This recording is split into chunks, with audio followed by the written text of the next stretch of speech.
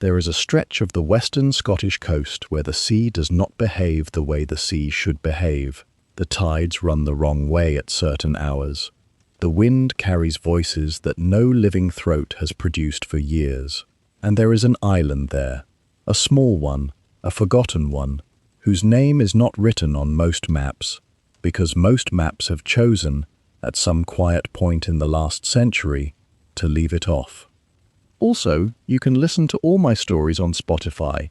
The link will be in the description. But for you who enjoy reading instead of listening, you can check out my ebooks in the description as well. The islanders call it Aoranaig.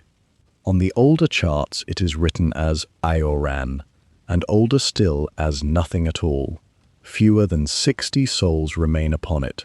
There is one manor on the cliffs, one small kirk, one lighthouse, one graveyard, and one long stone jetty that receives, twice a week, a boat from the mainland if the weather permits. On the night of the 17th of October, in the year 1895, a woman ran through the fog on the eastern shore of that island, with her nightdress torn at the sleeve and her feet unshod upon the shingle. She did not scream. She was, I was later told, not a woman given to screaming. She simply ran, and when she reached the low stone wall that bordered the manor garden, she stopped, and she looked back, and she saw a figure standing at the edge of the water where no figure ought to have stood, and she fell to her knees, and she pressed her hand to her mouth, and she began, very quietly, to weep. The figure she saw at the edge of the water had been buried in the small churchyard behind that same manor 183 days earlier. The letter that would summon my friend Sherlock Holmes and myself to that unhappy stretch of coast arrived at Baker Street 4 mornings later, and what we found upon Aoranaig before the month was out was a matter I have hesitated for many years to set down, for it involved not only the darker practices of men, but the deeper cruelties of one particular man, and because certain persons of gentle birth still living would suffer, I believe, to see the whole of it in print. But the years have moved on. The persons chiefly concerned are now beyond the reach of embarrassment, and so I take up my pen at last.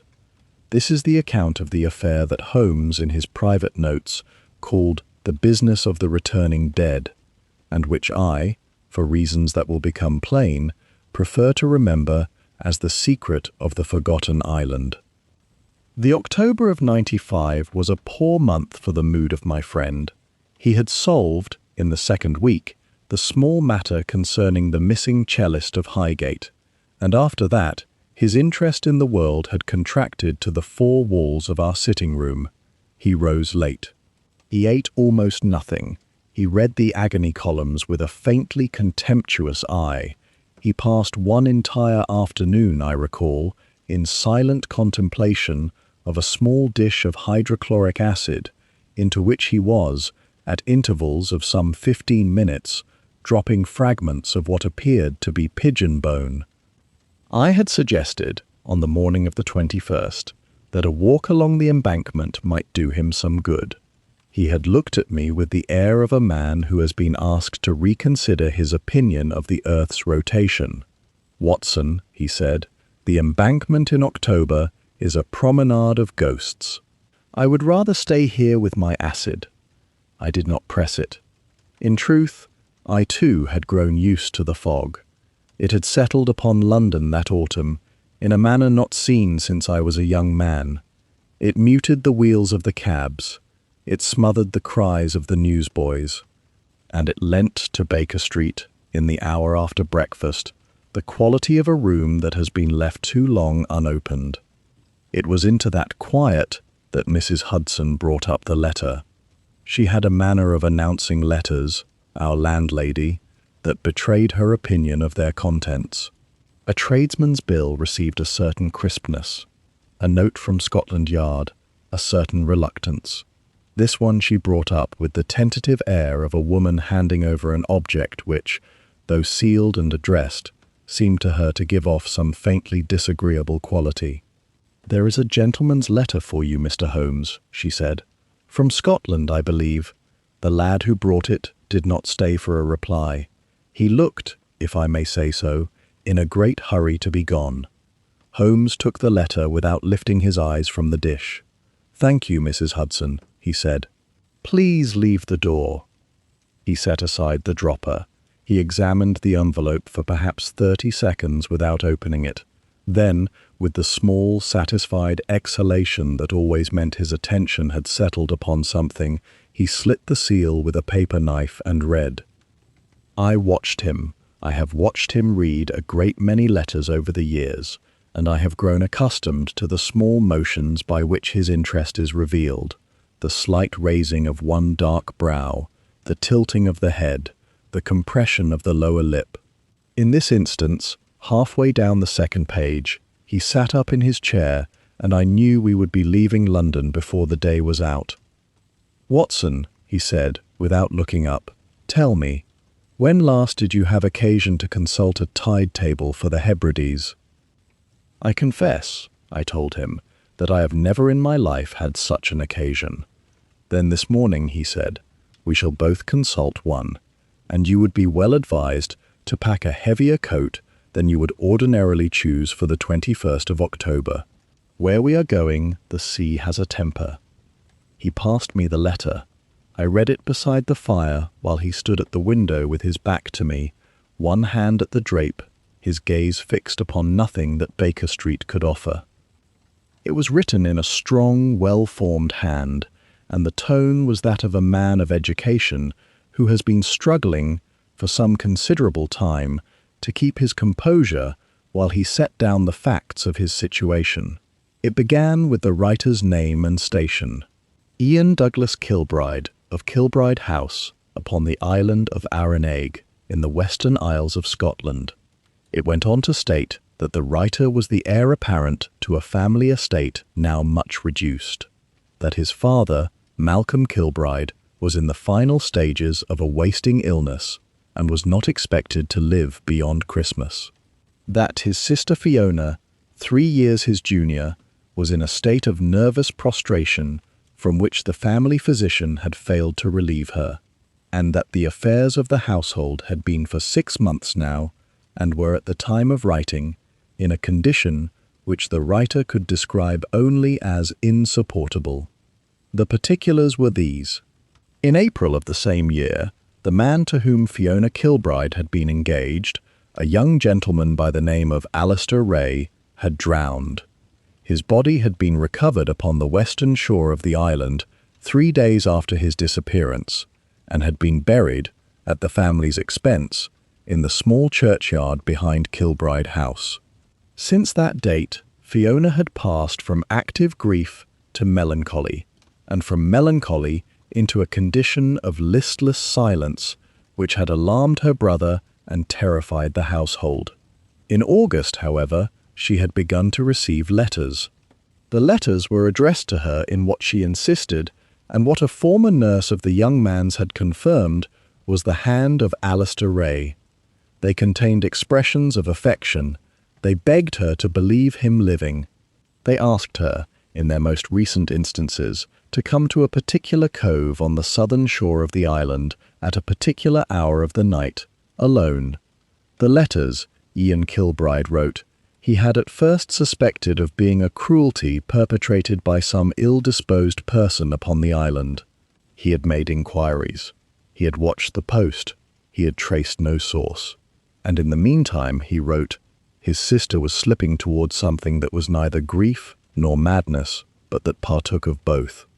Then, 5 days before the letter was written, the corpse had come ashore.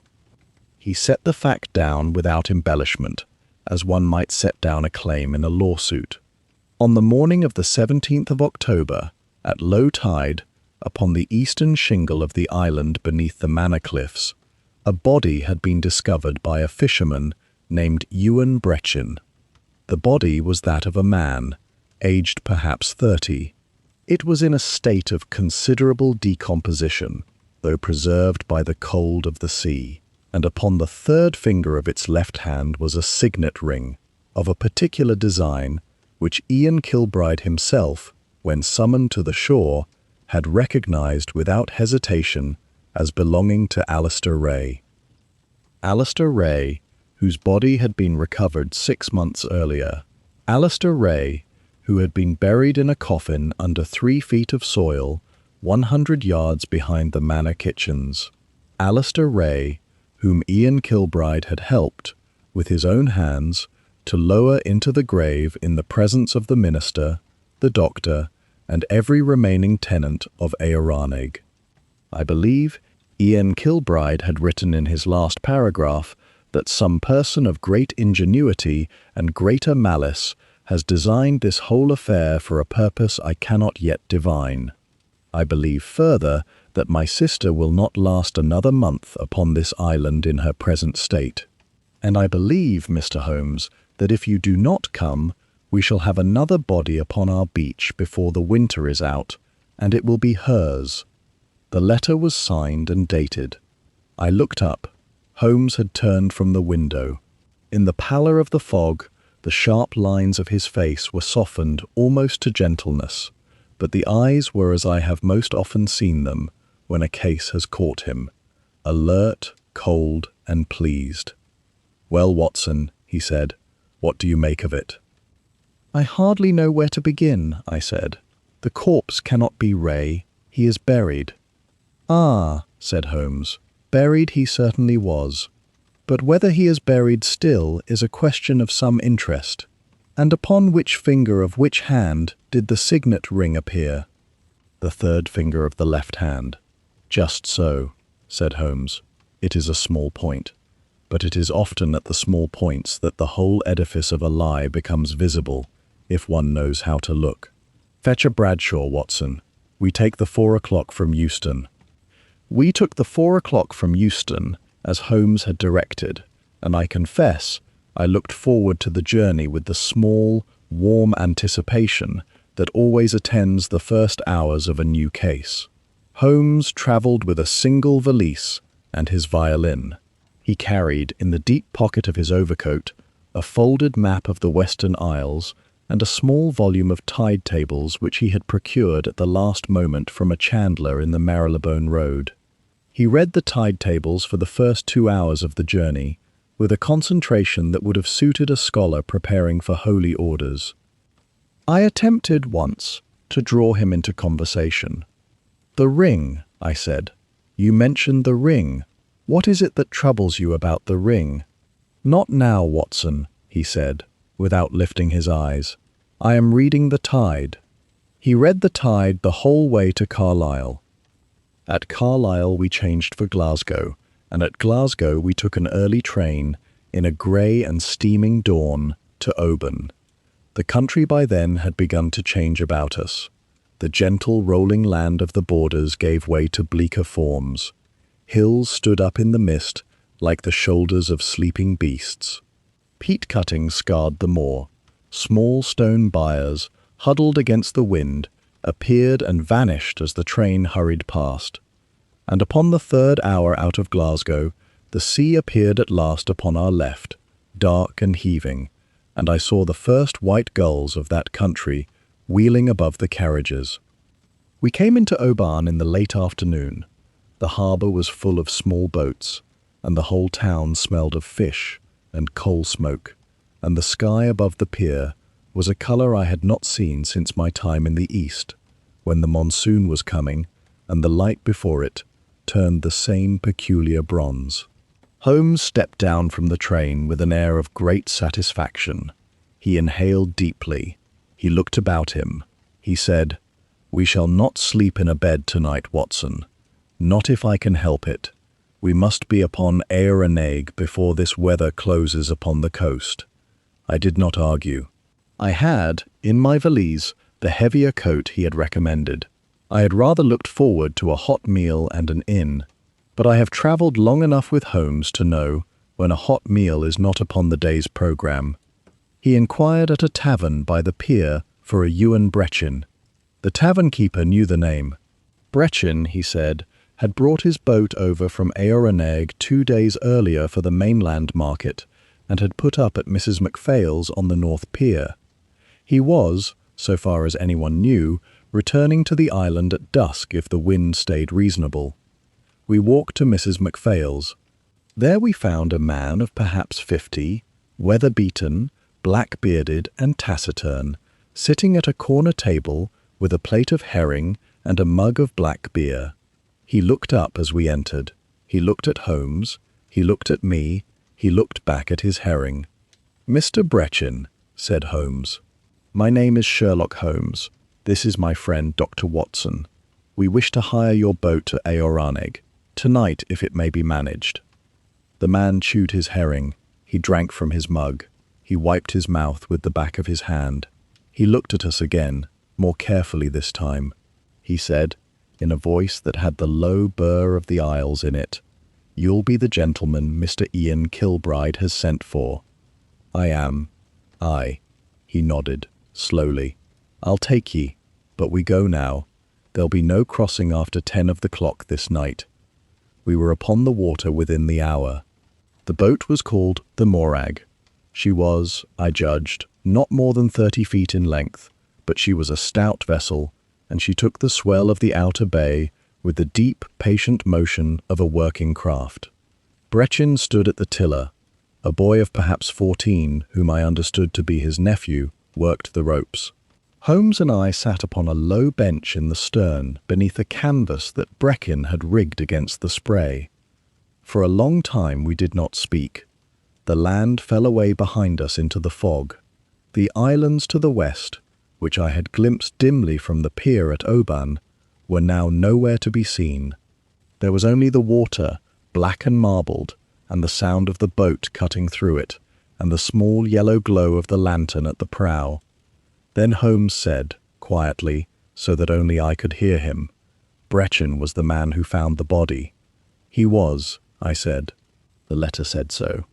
"Yes," said Holmes, "and Brechin has said nothing about it." Which is either the reserve of a Highland fisherman who does not gossip, or the reserve of a man who has been told to keep his mouth shut. I shall be interested, before this night is out, to know which. I looked ahead into the fog. There was nothing to see.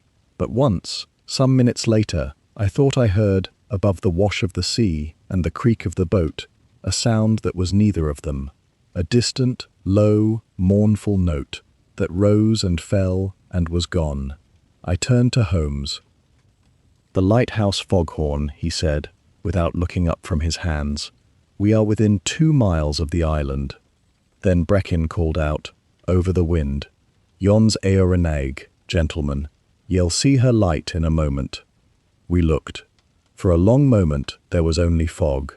Then a flicker, a small red gleam, low upon the water, blinking, twice, and gone. Then again, twice, then gone. "That's not the lighthouse," said Holmes softly. "No, sir," said Brechin. "That'd be a signal fire, on the southern point.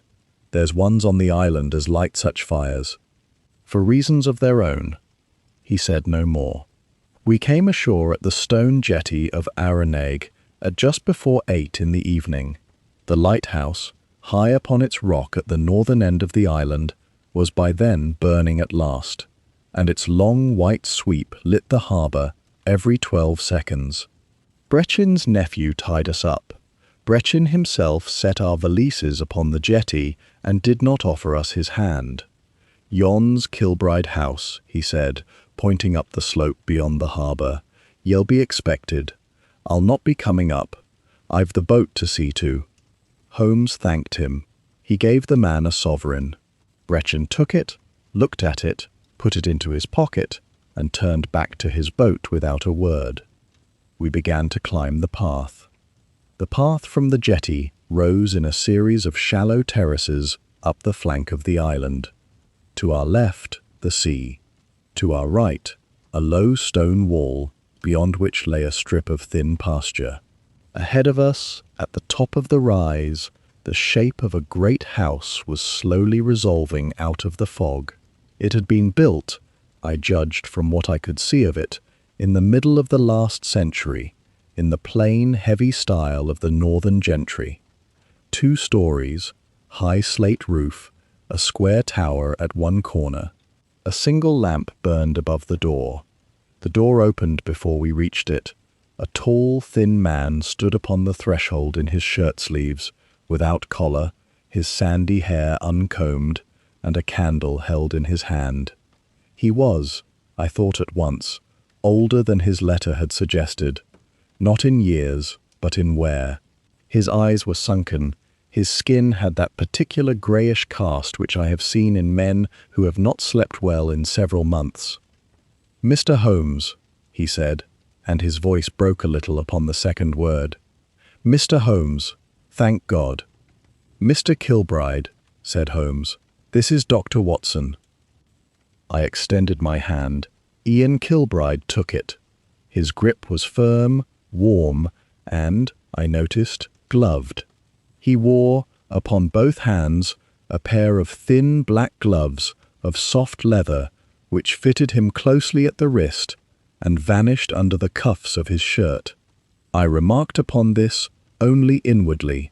It was a chill night, and the wind off the sea had bitten at us upon the climb.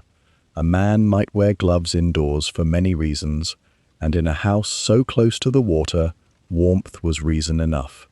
Yet I noted it, as a doctor notes without meaning to any small departure from the ordinary, and I remembered, some days later, that Holmes had noted it too. He noted, I believe, everything he saw upon that first meeting, though he gave no sign. "Please," said Kilbride, "come in. Come in from this weather. I have kept a fire." He led us across a stone-flagged hall and into a long room that ran the width of the house. It was low-beamed, panelled to the height of a man's head, and hung with the portraits of Kilbrides, not much less grim than the house they had built. A great fire of peat burned in an iron grate. 2 lamps were lit upon a side table. A woman in dark grey was pouring hot water into a teapot upon a tray. "Mrs. Greer," said Kilbride, "our housekeeper. She has been with the family since before I was born." Mrs. Greer inclined her head.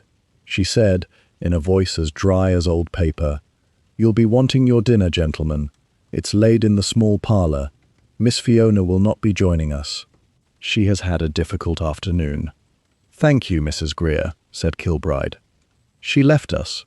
The door closed with a soft click that had, I thought, the quality of relief. Kilbride poured us each a small measure of a very old whisky. He sat down across from us. He put his gloved hands together upon his lap, and he said, "I do not know where to begin, Mr. Holmes. I have gone over it 1,000 times, and I still do not know where to begin." "Begin," said Holmes, "with the corpse. Or begin, if you prefer, with your sister. But do not begin with the letters. We shall come to the letters last."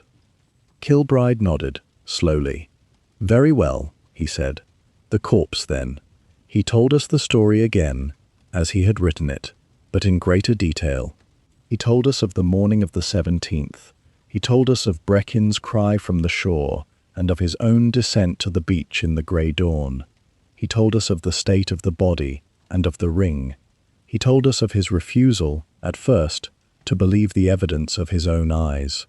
He described how Dr. Hector Macrae, the physician of the island, had been summoned, how Macrae had examined the corpse upon the beach, how Macrae had rendered his opinion, which was, said Holmes, that the body had been in the sea, said Kilbride, for a considerable time, some months at least, that the injuries visible upon it were consistent with drowning, though he could not, in the state of decomposition, be entirely certain, and that, in his professional opinion, we should send at once for the authorities upon the mainland. "Which you did." Kilbride hesitated. "I sent," he said, "for you." Holmes raised one dark brow. "And the mainland authorities?" "I would prefer," said Kilbride carefully, "not to involve them. Not yet. The island is a small place, Mr. Holmes. Its people are not easy in the presence of policemen. And there is the matter of my sister. She is not well. She is not at present capable of enduring an inquiry of the sort that would follow if the story became known." Holmes regarded him for a long moment. His pale eyes had gone very still. "I understand," he said. "You wish the truth, but you wish it privately." "I wish," said Kilbride, "my sister to survive the winter, and I wish, if I may say so without impertinence, to know who has done this thing to my house." Holmes inclined his head. "It is the second of those wishes," he said, "which I am able to grant. The first is beyond my province, but I shall try, Mr. Kilbride, to serve both. Now, the body. Where is it?" "In the ice house," said Kilbride. "It is a stone building at the north corner of the garden. I have kept it closed. Only Macrae and Mrs. Greer have entered since it was placed there. I felt it was not proper to bury it a second time until the matter had been investigated. Also, in truth, I did not know whom to bury." "Just so," said Holmes. "And tell me, Mr. Kilbride, when was the last time you saw Alistair Ray alive?" The gloved hands moved a little in Kilbride's lap. It was a small movement, and he seemed to catch himself in it, and to still them. "The evening before he drowned," he said. "The evening of the 2nd of April. He dined with us in this room. He and I sat together at that fireplace until nearly midnight. He was engaged to my sister. He was a good man. He was in truth my dearest friend." "You accompanied him," said Holmes, "to his lodgings that night?" "I did. He was staying at the manse with the Reverend Colquhoun. I walked with him to the door." "And the next day?" "The next day he was gone. He was to have taken the boat with Brechin at mid-morning, back to Oban. He had business upon the mainland. When Brechin came for him, he was not at the manse. He had risen early, and gone out, and not returned. We searched. We searched for 3 days. On the 3rd day, the body was recovered upon the western beach by 2 of the tenants. It was formally identified by myself, by Macrae, by Colquhoun, by Mrs. Greer, and by my father, who was then still able to leave his bed for such matters." "Your father is now not able?" "He is not.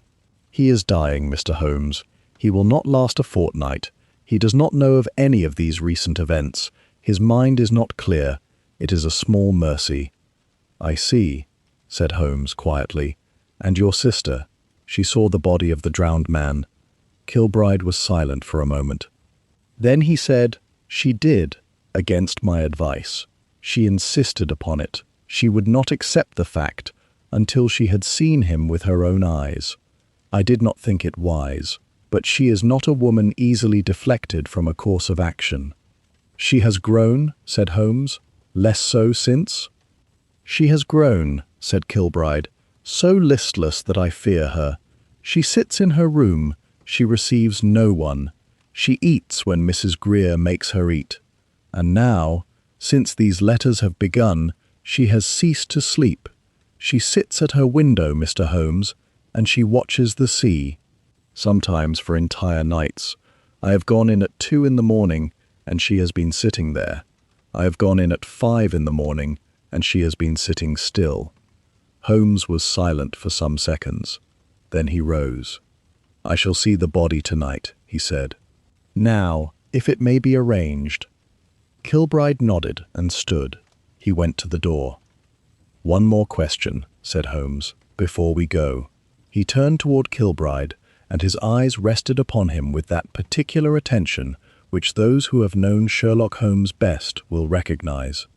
"Mr. Kilbride, who else is upon the island, at present, whom I ought to know of?" Kilbride considered. "There is Reverend Colquhoun at the manse. There is Dr. Macrae, whose cottage stands beyond the kirk. There is Angus Farlan, the lighthouse keeper. He is a man who lives largely alone. There is Duncan Struan, our gamekeeper, who occupies a cottage upon the estate. There are perhaps 50 tenants and fishermen in the small village at the eastern end, and there is my cousin, upon my mother's side, who arrived yesterday from Oban for the purpose of assisting me in the estate's business. His name? Malcolm Ray. He is the elder brother of Alistair. He is a solicitor in Edinburgh. I sent for him when the body came ashore. I thought it right that a member of Alistair's family should be here. Holmes inclined his head very slightly. "Malcolm Ray," he repeated. "Just so. I shall be interested to speak with Mr. Ray in the morning. But first, the body. Lead on, Mr. Kilbride." The ice house stood at the far corner of the garden behind the manor, some 50 yards from the kitchen door. It was a squat building of grey granite, half sunk into the slope of the hill, with a slate roof that had gone green with moss. Its door was of oak, banded with iron, and secured by a padlock. Kilbride produced a key. He turned the padlock. He drew the door open. And upon the moment the door opened, a smell came out at us that even in the cold night was unmistakable. Holmes did not remark upon it. He took the lantern from Kilbride. He stepped inside. I followed. The room was not large. A stone floor sloped gently to a drain in one corner. Old salt lay pale in the joints of the flags, and in the centre, upon 2 trestles that had once been used for the salting of fish, lay the body, covered from head to foot. Holmes set down the lantern. He looked at Kilbride. "Kilbride," he said, "would you be so good as to leave us? This is an examination which is best conducted between a doctor and a detective. It will not be a pleasant one. I shall call you when we are done." Kilbride hesitated. Then he nodded. He stepped back through the door and closed it behind him. Holmes stood a moment in silence. Then he crossed to the trestles. He drew back the sheet. "I have seen, in my professional career, a great many bodies in a great many conditions, and I do not believe I flinch easily. But I confess that upon that first sight I took an involuntary step backward. The face was not, in the useful sense of the word, a face. The sea had had it for a long time, and the sea is not merciful to the drowned. What remained was a broken and stained arrangement of flesh and bone, held together largely by the salt of the water and the cold of the ice house in which it had lain." Holmes was not moved. He bent close. He examined the face with the small pocket lens he always carried. He examined the throat. He examined the shoulders.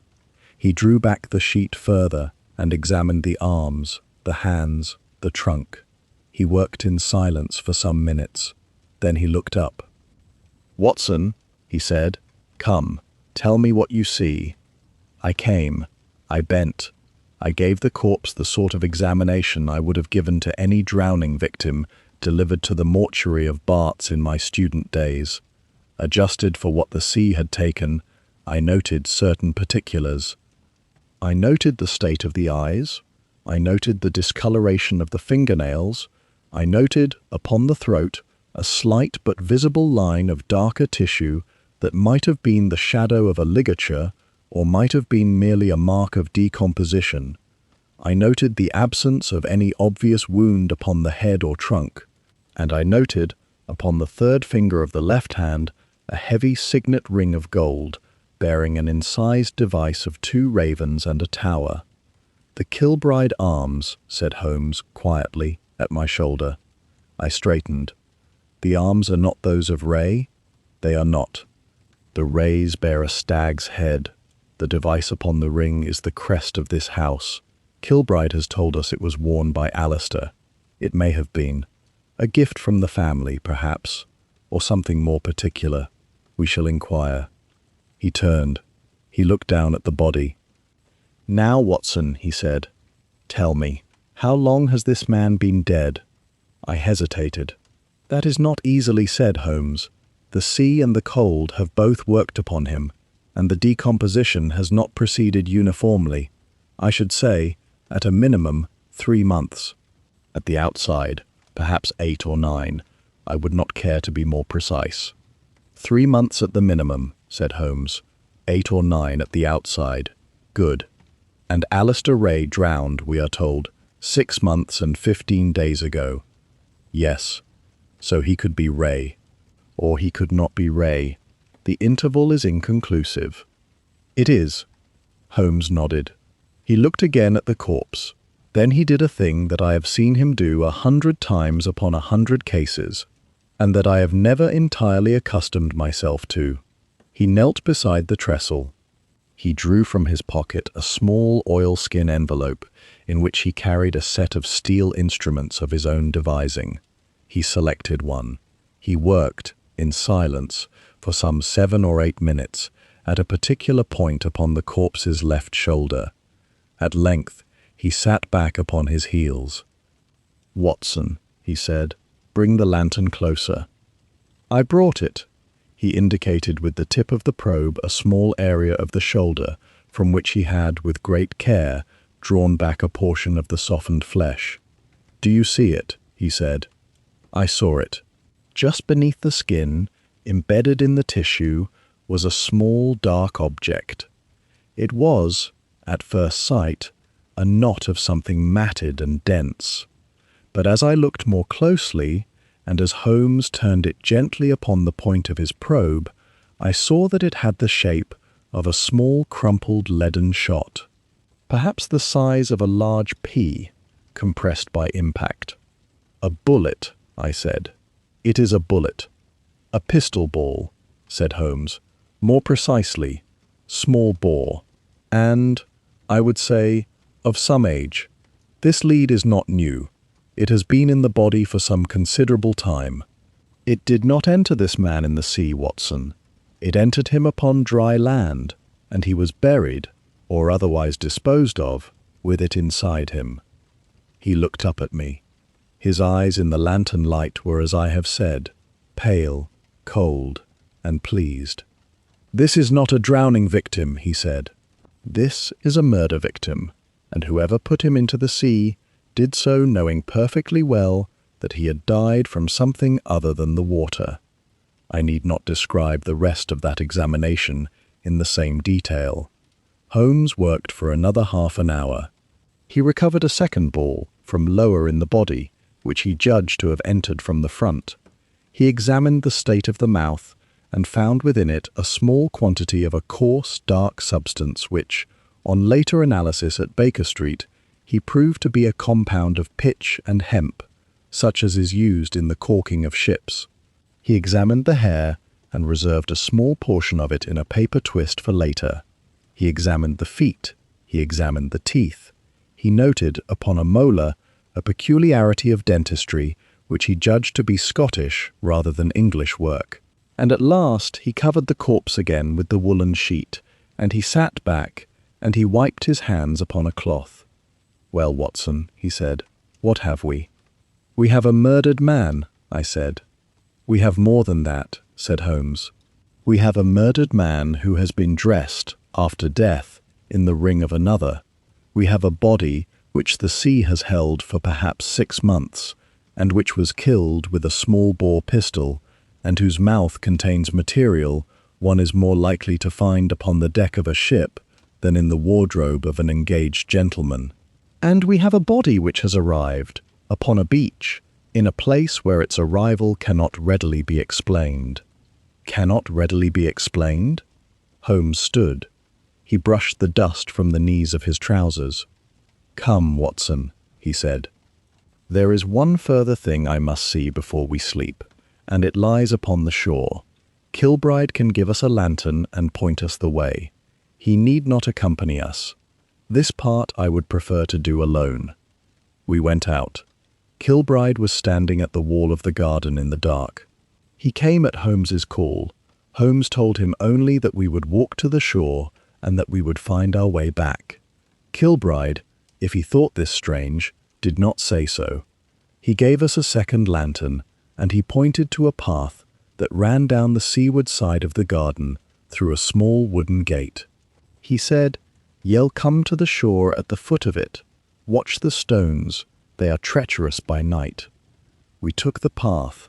The path took us down a steep bank of gorse and heather to a strip of coarse shingle beneath the eastern cliffs of the island.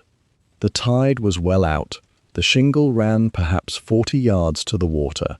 The water itself was very still, and the fog upon it was very thick, and the only sounds were the small wash of the sea upon the stones and, at long intervals, the distant call of the foghorn from the lighthouse to the north. Holmes set his lantern upon a boulder and stood some time in silence, looking out at the water. Then he turned his back upon it. He looked instead at the shingle, and at the cliff face behind us, and at the manor high above. "Watson," he said, "consider the geography. The island runs, as you have seen from Brecken's boat, roughly north to south. We stand now upon the eastern shore. Beyond that fog to our left is the mainland, some 7 or 8 miles distant. To the north of us stands the lighthouse upon its rock. To the south, some 2 miles off, lies the point where we saw the signal fire from the boat. And behind us and above us stands Kilbride House, and beyond it, upon the western side of the island, lies the rocky beach where Alistair Ray was recovered in April." I nodded. "Now," said Holmes, "a body drifts in the sea. It goes where the sea takes it. The sea does not deliberate. It obeys currents and winds and tides, and a man who has lived long by the sea will know the currents of his own coast as intimately as you know the arrangement of your consulting rooms. Do you agree?" "I agree." "Then let us think. Alistair Ray, in April, was found upon the western beach, which suggests that the sea about this island tends, at that season, to carry a floating object down the western coast, or perhaps to bring one in upon it from the open Atlantic. That is a westerly drift." "Yes. Now, the body we have just examined arrived upon this shore, the eastern shore, facing the mainland, sheltered from the Atlantic by the whole bulk of the island. This shore does not receive drift from the western coast. It cannot. The island itself stands in the way. This shore receives drift from the north, if there is any, and from the south.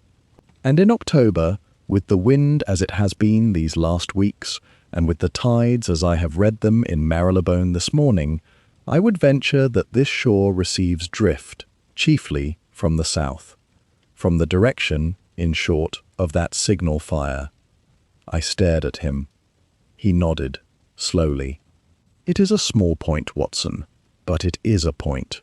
If our friend in the ice house had been thrown from the western beach where Ray was buried, or from any high place upon this island, he would not have come here. He would have gone southward round the point, or northward toward the lighthouse rocks. He would not have arrived in the state we saw him upon this particular strip of shingle beneath the manor cliffs. He was brought here, he was placed here, or, more probably, he was pushed overboard from a small vessel a short way off this shore, and he was carried the last 100 yards by the flood tide. He is not a body that came home. He is a body that was delivered." I looked out again at the fog. It seemed to me that the low, patient wash of the sea had, in the last minute, taken on the quality of a suggestion. "But delivered by whom, Holmes, and why?" "Ah," said Holmes, "that is a longer question. Let us walk.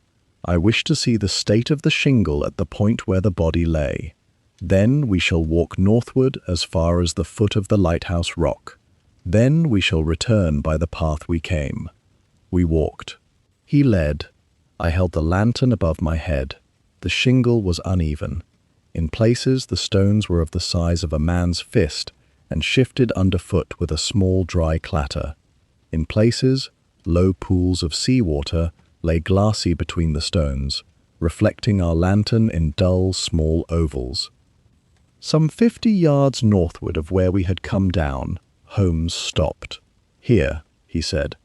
"This will be where Brechen found him. There is the boulder he described in his statement to Kilbride. There is the line of tide rack." He stooped. He examined the pebbles. He examined the rack. He examined a small area of coarse sand between 2 boulders. He took from his pocket, and studied by lantern light, several small objects which he did not, at that moment, offer to explain. One of them appeared to me to be a fragment of dark hair. Another might have been a small chip of black paint.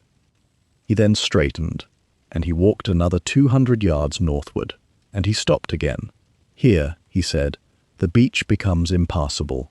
There are the rocks. Beyond them is the lighthouse point. A body could not be carried, by any tide, over those rocks and out onto this shingle without being torn upon them. If it were floating in from the north, we should see the marks of it. This body did not come from the north. He turned. "Watson, let us walk the other way." We walked south. He led. We passed the place where we had come down. We continued perhaps a further quarter-mile. The cliffs above us grew lower. The shingle became a broken strand of pebble and coarser sand. Somewhere in the fog to our left, the sea sighed and withdrew, and sighed again. At length Holmes stopped a second time. "Here," he said. "Do you see it?" I raised the lantern. I saw nothing at first but the same shingle, and the same fog, and the same sea. But then, following the direction of his hand, I saw upon the coarse damp sand a set of markings. 2 long parallel furrows, some 4 feet apart, running from the water's edge up onto the shingle for perhaps 10 paces, and between them and about them a great many footprints, 2, 3 men, perhaps more, booted, heavy, recent. "A boat," I said, at last. "A boat has been dragged up here." "Yes," said Holmes, "not once. Look, there are older tracks beneath these. The place has been used. It is used regularly. It is used quietly, at night, and no doubt at low tide, when the water withdraws far enough to expose this stretch of coarse sand. And these furrows are perhaps 2 nights old, perhaps less. The wind has scarcely touched them." He knelt. He examined a footprint. He examined a second. He examined a third. 2 of the men, he said, were tenants or fishermen. Their boots were worn and heavy, and of the pattern one buys at Oban. The third man's prints are quite different. He wore a good boot, English work, newer, smaller of foot than the other 2. And he stood, at one point, for a considerable time, at the head of the beach. See here, and here, where he shifted his weight. He was waiting. For what? For the boat, I imagine, said Holmes, rising. "And now, Watson, we shall return to the manor. I have seen enough for the first night. We shall want a bed. We shall want, in the morning, to walk over the island in daylight, and we shall want, before this business is done, to know the man whose boot is that of an English tailor, and who has waited upon this beach in the dark, and whose name I have not yet heard mentioned in this house." We turned back. As we climbed, I saw, once, at the extreme edge of vision, the same red glimmer I had seen from the boat. Twice it flashed, twice it darkened, twice again. Then it was gone. Holmes had seen it too. He paused a moment upon the path. "They are careless tonight," he said quietly. "Or they are confident. We shall see, before the week is out, which of the 2 they are." We were shown down to breakfast at 8:30 the following morning by a girl of perhaps 17, who I understood to be a niece of Mrs. Greer, and whose name I did not, at that first meeting, catch. She was pale, thin, and would not look at either of us directly. She left us at the door of the breakfast room and hurried away. Within the room, at the table, sat Ian Kilbride and another man. The other man was of perhaps 40. He was heavier of build than Kilbride, dark of hair, and wore the black frock coat of a professional man of business. His hands were pale. His eyes were of the same sea-grey as those I would presently see in Fiona. "Malcolm Ray," said Kilbride, rising as we entered. "My cousin. Mr. Holmes, Dr. Watson." We took our seats. Mrs. Greer appeared silently and served tea. There was porridge, there was a plate of cold ham, there was, upon a small covered dish, a preparation of smoked herring which I later learned to be a specialty of the island. Ray, when Mrs. Greer had withdrawn, addressed himself to Holmes. "Mr. Holmes," he said, "my cousin has told me the substance of your discussion last night. I am glad you have come. My brother's memory is not well served by what has been done here. Whatever the truth of it may be, I wish it to be known. If I can be of service, you have only to ask." "Thank you, Mr. Ray," said Holmes. "Perhaps you can be of service now. Tell me about your brother." Ray set down his cup. He drew a breath. "What is it you wish to know?" "Everything. What sort of man was he? What business he was engaged in? Whom he might have wronged? Whom he might have loved before Miss Kilbride? Any peculiarity of his person or his habits?" Ray nodded, slowly. "Very well. Alistair was, I think, a fair likeness of what I have not been. He was a lighter man than I am. He had a quicker temper, but a warmer heart. He was educated at St. Andrews, in law, but the profession did not suit him, and he took, after our father's death, to the management of a small property in Perthshire that came to us from an uncle. He had no head for business, I fear, and by the time he was 30, the property was in a difficult state. He had come to Aoranaig in the previous autumn to consult with our cousin here, and with Malcolm Kilbride while the elder gentleman was yet able, upon the possible sale of the Perthshire land. In the course of those visits, he had made the acquaintance of Fiona. They were engaged in February. He was to have married her in the June following. "Debts?" said Holmes. "Some," said Ray, quietly. "He was not a wealthy man.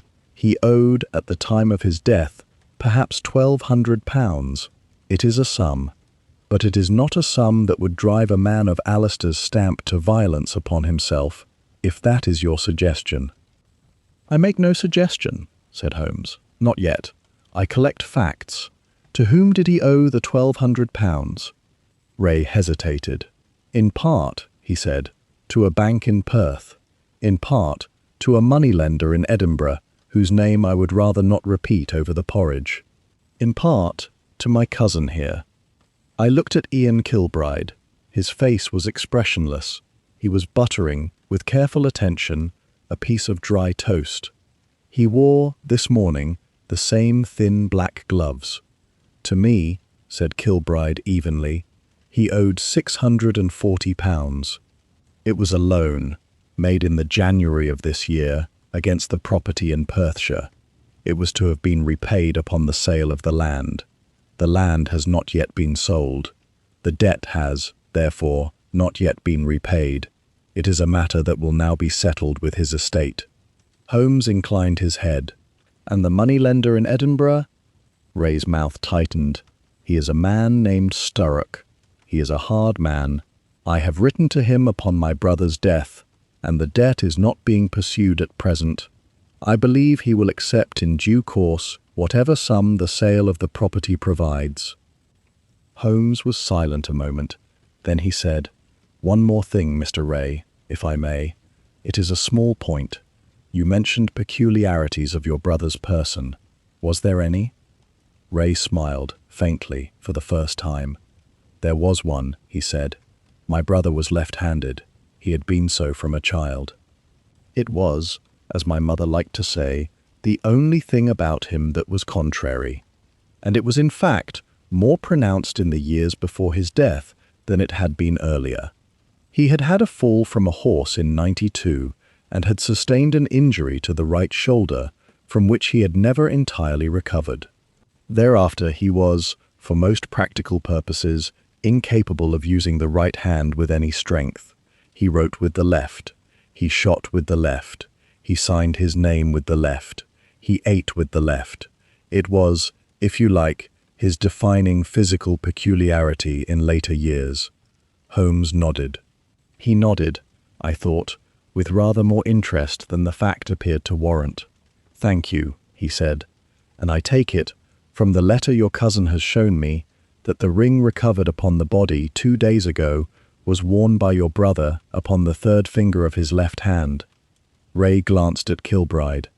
Kilbride was pouring himself more tea and did not look up. "Yes," said Ray, "upon the left hand. It was our grandfather's ring. Alistair wore it upon his left, in part, I imagine, because his right hand had lost its grip. It was recovered upon the body, so my cousin tells me, upon the left hand." "Just so," said Holmes. Thank you, Mr. Ray. That is most helpful. We finished breakfast in a small silence. Ray took a second cup of tea and asked whether Holmes intended to visit the manse and the doctor's cottage this morning. Holmes replied that he did. Ray offered to accompany him. Holmes thanked him and said he would prefer, on the first walk about the island, to have the guidance of a member of the household. Ian Kilbride, taking his cue, offered his own company. Holmes accepted. Before we set out, Holmes made one further request. He said, "Mr. Kilbride, I should be very much obliged if I might see your sister for 5 minutes. I shall not disturb her, but I have not yet met her, and I would prefer to see her before I go among the villagers." Ian hesitated. "She is not well, Mr. Holmes." "I understand. I shall ask her nothing that discomforts her." Ian looked at Ray. Ray said gently, "Ian, I think Mr. Holmes had better see her, if only for a moment." Ian rose. "Very well," he said. "Come with me." He led us up a broad wooden stair and along an upstairs corridor to a door at the end of the passage. He knocked. There was no answer. He knocked a second time, more softly, and opened the door. "Fiona," he said, gently, "Mr. Holmes is here. May we come in?" There was a long pause. Then a voice, low and dry, said, "You may." We went in. The room was long, low, and dim. The curtains were drawn against the morning. A single lamp burned upon a small table by the window. At the window sat a woman in a dark dress, unadorned. She was pale. She was thin. Her hair, of a dark auburn, was drawn back plainly. Her hands, folded in her lap, were very still. She looked at us without rising. She looked, I thought, at each of us in turn, with the peculiarly steady gaze of a person who has resolved not to be surprised again by anything the world may present to her. "Miss Kilbride," said Holmes, bowing very slightly, "my name is Sherlock Holmes. This is Dr. Watson. Your brother has been kind enough to send for us. We shall try to be of service, and I shall not stay a moment longer this morning than is necessary." "Mr. Holmes," she said. She inclined her head. "Please, sit." Holmes took the chair across from her. I stood at Ian's shoulder by the door. She was, upon second inspection, younger than her manner had first suggested, perhaps 26. She had, in the bones of her face, the same fineness that showed also in her cousin Ray, but drawn now to a sharpness that spoke of long sleeplessness and inadequate food. There was, however, no wildness in her eye. She was, I thought, a woman contained by grief rather than deranged by it. "Miss Kilbride," said Holmes quietly, "may I ask you a question or two about the letters?" She did not flinch. She said, "Yes." "You have received, I believe, 3?" "4," she said. "There has been another, the morning after the body came ashore. It was upon the sill of my window when I woke." Holmes stilled. "Upon the sill of your window?" "Upon the outside sill. It had been left there in the night. I opened the window when I dressed, and there it lay, beneath a stone. May I see it?" She rose. She went to a small writing desk. She unlocked, with a small key that she wore upon a chain about her neck, a drawer of the desk. She withdrew a bundle of 4 folded papers, tied with a black ribbon. She brought them to Holmes. She placed them in his hands. "You may keep them," she said, "so long as you require. I cannot read them any longer. I read them once, each of them, and I have not touched them since." "Thank you, Miss Kilbride." He took the bundle. He weighed it a moment in his hand. He did not open it. "One further question, if I may. Do you believe your fiancé is alive?" She looked at him. She looked, for a long moment, out of the window at the fog. Then she looked back at him, and she said, in a voice quite unchanged, "No, Mr. Holmes, I do not. My fiancé is dead. He died in April. He is buried at the bottom of the garden." "I have accepted this. The person who has written to me these last months is not Alastair. I do not know who he is. I do not know why he has done this. But I have known it in my heart from the first letter, and I would be grateful, sir, if you could tell me his name before this house destroys itself." Holmes rose. He bowed his head very slightly. "Miss Kilbride," he said, "I shall try to bring you his name." We left her. The morning was raw, but the fog had lifted enough that one could see the whole shape of Aoranaig in a single view. It was a small place. From where we stood upon the terrace behind the manor, we could see the roof of the kirk below us, and the smoke rising from perhaps a dozen cottages beyond it, and to our right, the road leading northward along the ridge toward the lighthouse. To our left, southward, the ground rose in a low green swell before falling away toward the point where, in the night, we had seen the signal fire. Beyond that point, the land was invisible, folded upon itself. I gathered the shape of it as best I could into my mind. Ian Kilbride, walking beside Holmes, was pointing out landmarks. The kirk is Colquhoun's charge. His manse stands beside it. MacRae's cottage is that low white one beyond the kirk. Beyond MacRae stands the schoolhouse, which is closed for the winter. The village lies further on. The road you see winding up the hill leads to the lighthouse. Angus Farlan lives there, upon the point. Duncan Struan, my gamekeeper, has his cottage upon the southeastern rise. And the tenants are, as I said, perhaps 50 souls, in the cottages of the village and upon the little farms. Holmes nodded. He asked about the southern point. "That," said Ian, "is called Canadies. It is uninhabited. It is a poor stretch of ground. There is a small ruined bothy upon it from an older time, but no man lives there." "And the signal fires?" "And the signal fires?" said Holmes in a mild voice. Ian hesitated.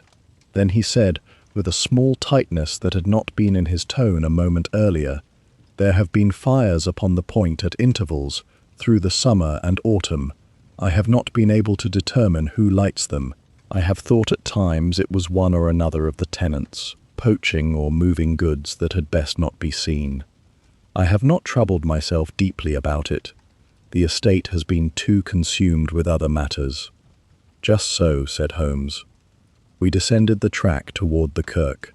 Reverend Colquhoun met us at the gate of the small churchyard. He was a man of perhaps 60, tall and stooped, with white hair worn long and a grey beard cut short. He was in his black coat and clerical bands, and he had in his hand a spade with fresh earth upon it. He set the spade against the wall of the kirk when he saw us. He came forward, wiping his palm upon his coat.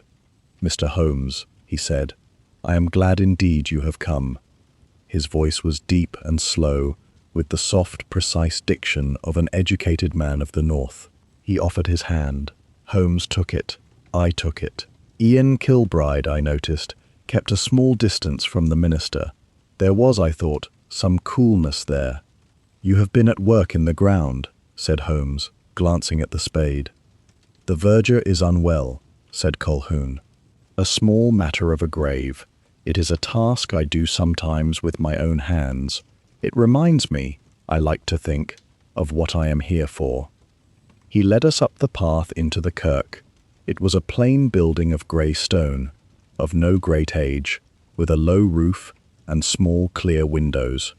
Inside, the pews were of dark wood, worn to a soft sheen along their tops. At the east end was a plain oaken table for the sacrament, and above it a single small window of clear glass looking out to sea. Colquhoun offered us seats in the pew nearest the door. He seated himself in the pew opposite. He said, "Mr. Holmes, the matter of the body, am I to understand you have examined it?" "I have." "And your opinion?" Holmes considered a moment. "My opinion," he said, "is that the body is not Alastair Ray. My opinion is that the body was placed upon that beach by human agency." My opinion is that this island has, for some considerable time, been the site of activities not consistent with the peace and order of a Christian community. And my opinion is that until we understand those activities, we shall not understand the death of the man in Kilbride's ice house or the letters that have been sent to Miss Fiona. The Reverend Colquhoun sat very still. He looked, at length, from Holmes to Ian Kilbride, and again to Holmes. He said, very quietly, "You speak plainly, sir." "I do." "Then I shall speak plainly to you." He drew a slow breath. "It has been for a long time my belief, though it is a belief for which I have had, until now, no proof I could act upon, that certain of the men upon this island have been engaged in the business of smuggling. It has been so, in one form or another, upon this coast for 2 centuries. In times of high duty upon spirits and tobacco, the practice flourishes. It has flourished, I believe, again upon Aoranaig for the last 3 years. I have not been able to identify all of those concerned, and I have been reluctant to bring in the authorities without such identification, for fear of casting a stain upon the innocent. But that there is a party of smugglers operating here, I have no doubt. The signal fires upon Canadees are theirs. The strange comings and goings of boats at night are theirs. And I confess, Mr. Holmes, that when the body came ashore, my first thought was that we had at last a token of their business." "Have you communicated your suspicions," said Holmes, "to Mr. Kilbride?" Colquhoun looked at Ian. His face was not unkind, but it was very grave. "I have suggested to Mr. Kilbride, on more than one occasion, that the estate should take a firmer interest in the doings upon the southern point. He has, I regret to say, been much occupied with his father's illness and with the running of the estate, and has not felt himself able to give the matter the attention I have thought it deserved." Ian Kilbride's gloved hands were folded in his lap. He said, evenly, "The Reverend is correct. I have been distracted. I have been derelict. It is one of the things I hope, with Mr. Holmes's assistance, to now set in order." The Reverend inclined his head slightly. We rose. Colquhoun walked with us as far as the gate of the churchyard. There, before we parted, Holmes turned back to him. "Reverend Colquhoun, one further question. You performed the burial of Alistair Ray in April." "I did." "You saw the body?" "I did." "You are quite certain it was Ray?" The minister was silent a moment, then he said, "I saw the body upon the shore. I saw it in Kilbride's ice house before the coffin was closed. Both times it had suffered from the sea. The face was much disfigured, but he was of the right size and build. He wore Ray's clothes. He wore Ray's watch. And Miss Fiona, upon seeing him, said that he was Ray. I did not, I confess, examine him minutely. I trusted the identifications of those better placed than I to make them. I would not now, on reflection, care to swear it upon oath, but at the time I did not doubt." "Thank you," said Holmes. "That is a most careful answer." We walked from the manse to the doctor's cottage. It stood 100 yards beyond, upon a small rise of green ground, and was a low white building of 1 story, with a stone-flagged porch and a tidy garden of hardy autumn plants. Dr. Hector McCrae opened the door himself. He was a small, brisk man of perhaps 55, red-faced from the weather, with white side whiskers and small, keen brown eyes. "Ah," said McCrae, "Mr. Holmes, come away in. I've been expecting you." He took us into a small consulting room that occupied the front of the cottage. There was a desk. There were shelves of medical books. There was, in one corner, a locked cabinet of dark wood, in which I glimpsed, as we entered, a row of small brown bottles. Everything was clean, orderly, and worn with long use. McCrae bade us sit. He offered whisky. Holmes declined for us both. He then said, "Doctor, you examined the body upon the shore, upon the 17th. What did you conclude?" McCrae took his own glass, sipped, set it down. I concluded, he said, that the body had been in the sea a considerable time, that its state was consistent with drowning, though drowning was not the only possibility, that it might have been Alistair Ray, but that I could not swear to it upon oath, and that the matter should go to the mainland authorities. This last opinion I have expressed to Mr. Kilbride 3 times. Ian said quietly from beside me, I have my reasons, Doctor. McCrae said, I do not doubt it, Ian.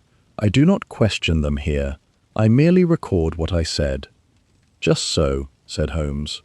Doctor, when you examined the body, did you observe any wound upon the trunk, above or below the shoulder? McCrae looked at him. He looked at Ian. He said, cautiously, I did not undress it. That is to say, I did not remove all the clothing. It was in a state, sir, in which such removal was neither desirable nor, for the purpose of a preliminary examination, necessary. I made my examination of the exposed parts, and of the face, and of the hands, and I formed my opinion upon those.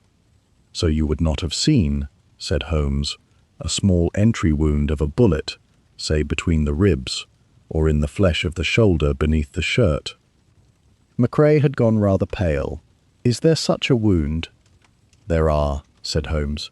2, small bore, old. McCrae set down his glass with a small clatter. He looked from Holmes to Ian, and back again. Then that is not, he said, quietly, a drowning. That is murder. That is, said Holmes, murder. And it is, moreover, murder that took place some considerable time ago. Dear God, said McCrae, then this changes everything. It changes, said Holmes, gently. Some things. It does not yet change everything. I would like, before we do anything further, to see the churchyard, and I would like to see it in the company of yourself, and the Reverend, and Mr. Kilbride, and Mr. Ray. This afternoon, if it may be arranged, I wish to see, in daylight, the grave of Alistair Ray. McCrae, after a moment, nodded. This afternoon, then, he said, I will come. We left him standing at the door of his cottage, looking down at the wet garden path, a man visibly older than he had been 10 minutes earlier. We walked northward. Ian led. He had, since McCrae's cottage, said nothing. Holmes did not press him. We came, in perhaps 20 minutes, to the foot of the lighthouse rock. The lighthouse itself stood tall and white upon a small headland, connected to the island by a narrow causeway of stone. Beyond it, the sea was the open Atlantic. We crossed the causeway. Ian knocked at the low door in the base of the tower. There was no answer. He knocked again. At length the door was opened, an inch wider, by a man of perhaps 60. He was tall, gaunt, and had the stringy grey beard of a man who does not much attend to his own person. He wore heavy dark clothes. His eyes were sunken. He smelled, I noticed at once, powerfully of whisky. Farlan, said Ian, this is Mr. Holmes. He would speak with you. Angus Farlan looked at us. He looked, I thought, without pleasure and without surprise. He nodded, once. Come in, then, he said. He led us into a small circular room within the tower. He did not offer us the chair, and there was in any case only the one. He stood with his back to the wall, his hands hanging at his sides. Ian remained at the door. Mr. Farlan, said Holmes quietly, you keep this light. I do. You have kept it, I believe, for 18 years. 22.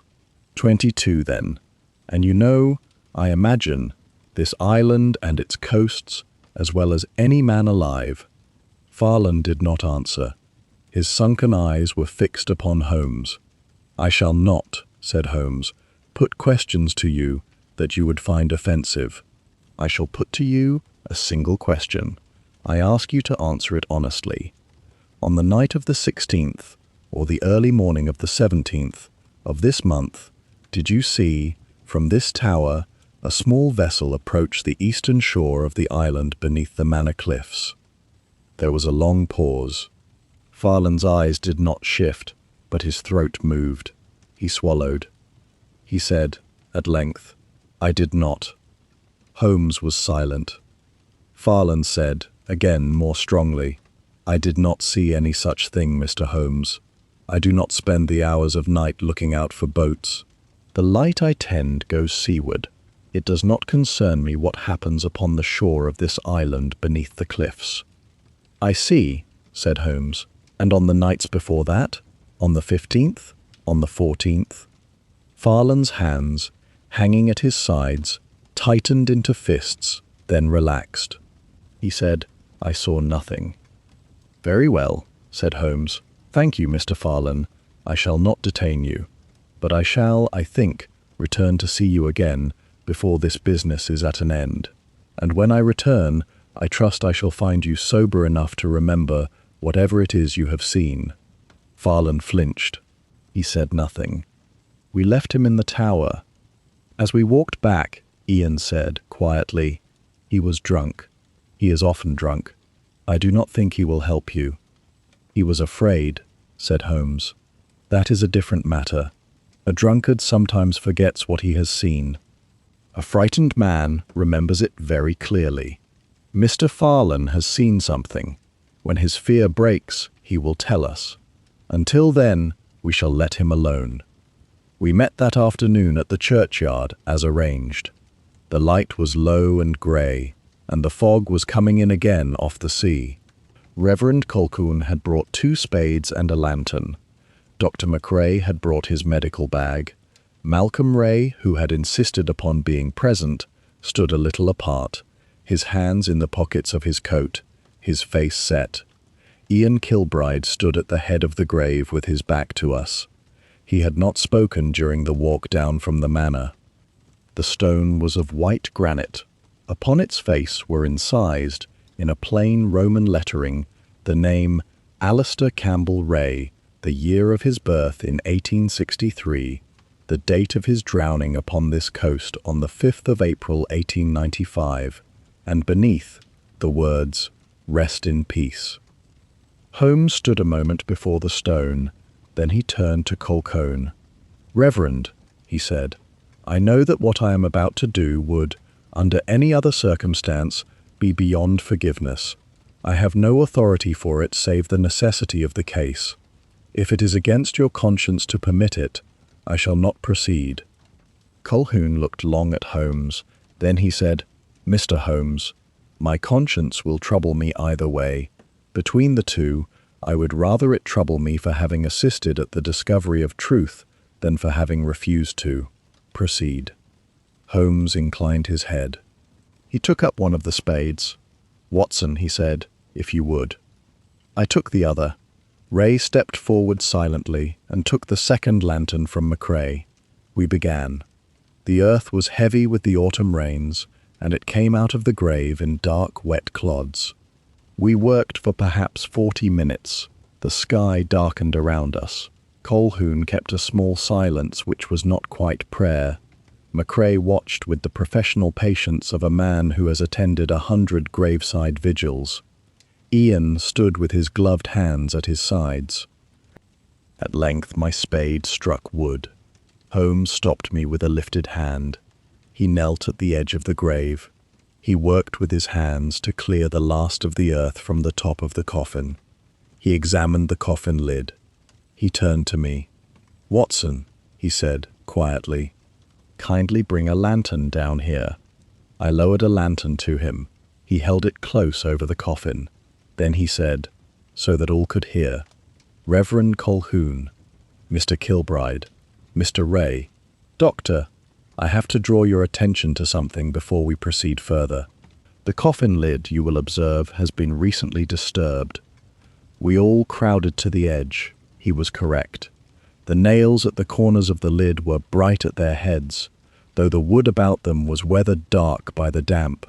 The seal of pitch at the joints of the lid, which would have been laid at the burial, was in places freshly reapplied, and there were, along one side of the lid, faint scratches such as might be made by the point of a chisel or a small crowbar. "This coffin," said Holmes, "was buried in April. It has been opened and closed again upon some occasion between that date and this, perhaps upon more than one occasion. Do we agree?" McCrae nodded, slowly. "We agree." "Very well." He handed the lantern up to me. "Kindly stand back, gentlemen. I shall open it." He worked. It did not take long. Whoever had last resealed the lid had done so with less care than the original burial had received. Within perhaps 5 minutes, he had drawn back the top of the coffin. We looked in. The coffin was empty. Or, to be precise, it was empty of what a coffin should contain. There was no body. There was no bone. There were, laid neatly along the length of the coffin, 4 objects of a dull grey colour, tightly wrapped in oilcloth. They were of a size and weight that a man might, at need, lift with 2 hands, but not one.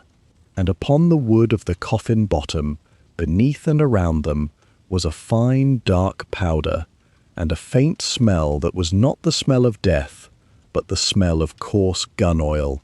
Malcolm Ray stepped back. He said, in a voice not quite steady, "Where is my brother?" "Not here," said Holmes quietly, "and, if I am not much mistaken, not upon this island." Colquhoun was crossing himself, slowly. Holmes reached into the coffin. He lifted one of the wrapped objects. He weighed it. He set it upon the edge of the grave. He unwrapped it, carefully, with the point of a small knife. Within the oilcloth was a rifle, a modern breech-loading military rifle, of a type I recognized from my own service. It was unmarked as to arsenal, but it was in perfect condition, oiled and wrapped and stored, as an armorer would store a piece of merchandise for later sale. Beneath the rifle, within the same wrapping, were 2 smaller parcels which, when opened, proved to contain cartridges packed in wax. Holmes looked at the 4 wrapped objects in the coffin. He said, without expression, "We have, gentlemen, discovered a small arsenal, and we have discovered it in a grave that ought to have held the body of a friend. I would ask you now to consider very carefully who upon this island has had, in the past 6 months, both access to this ground and the means to conduct so orderly a substitution." There was a long silence. McCrae looked at Ian. Colquhoun looked at Ian. Ray looked at Ian. Ian looked at none of them. His gloved hands hung at his sides. His face was turned toward the sea, which lay grey and distant beyond the churchyard wall. At length Ian said, quietly, "I have been derelict."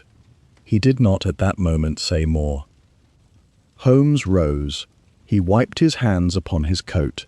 He said, "We shall reseal the coffin, we shall replace the earth, and we shall speak no word of this outside the 5 of us presently gathered. Are we agreed?" We were agreed. It was, in the circumstance, the only course that could serve. If word of a substituted coffin spread through the island by nightfall, whoever had done this would take flight, and we should never have him. Colquhoun himself, whose right it might have been to insist upon a public accounting, said only, "I shall pray upon it, but for tonight we say nothing." We refilled the grave. We laid the 4 bundles of rifles beneath a tarpaulin at the corner of the churchyard, weighted with stones, to be recovered when the matter was closed. We separated at the gate. McCrae took Ray's arm, as one accompanies a man who has received grievous news, and led him away toward the manse.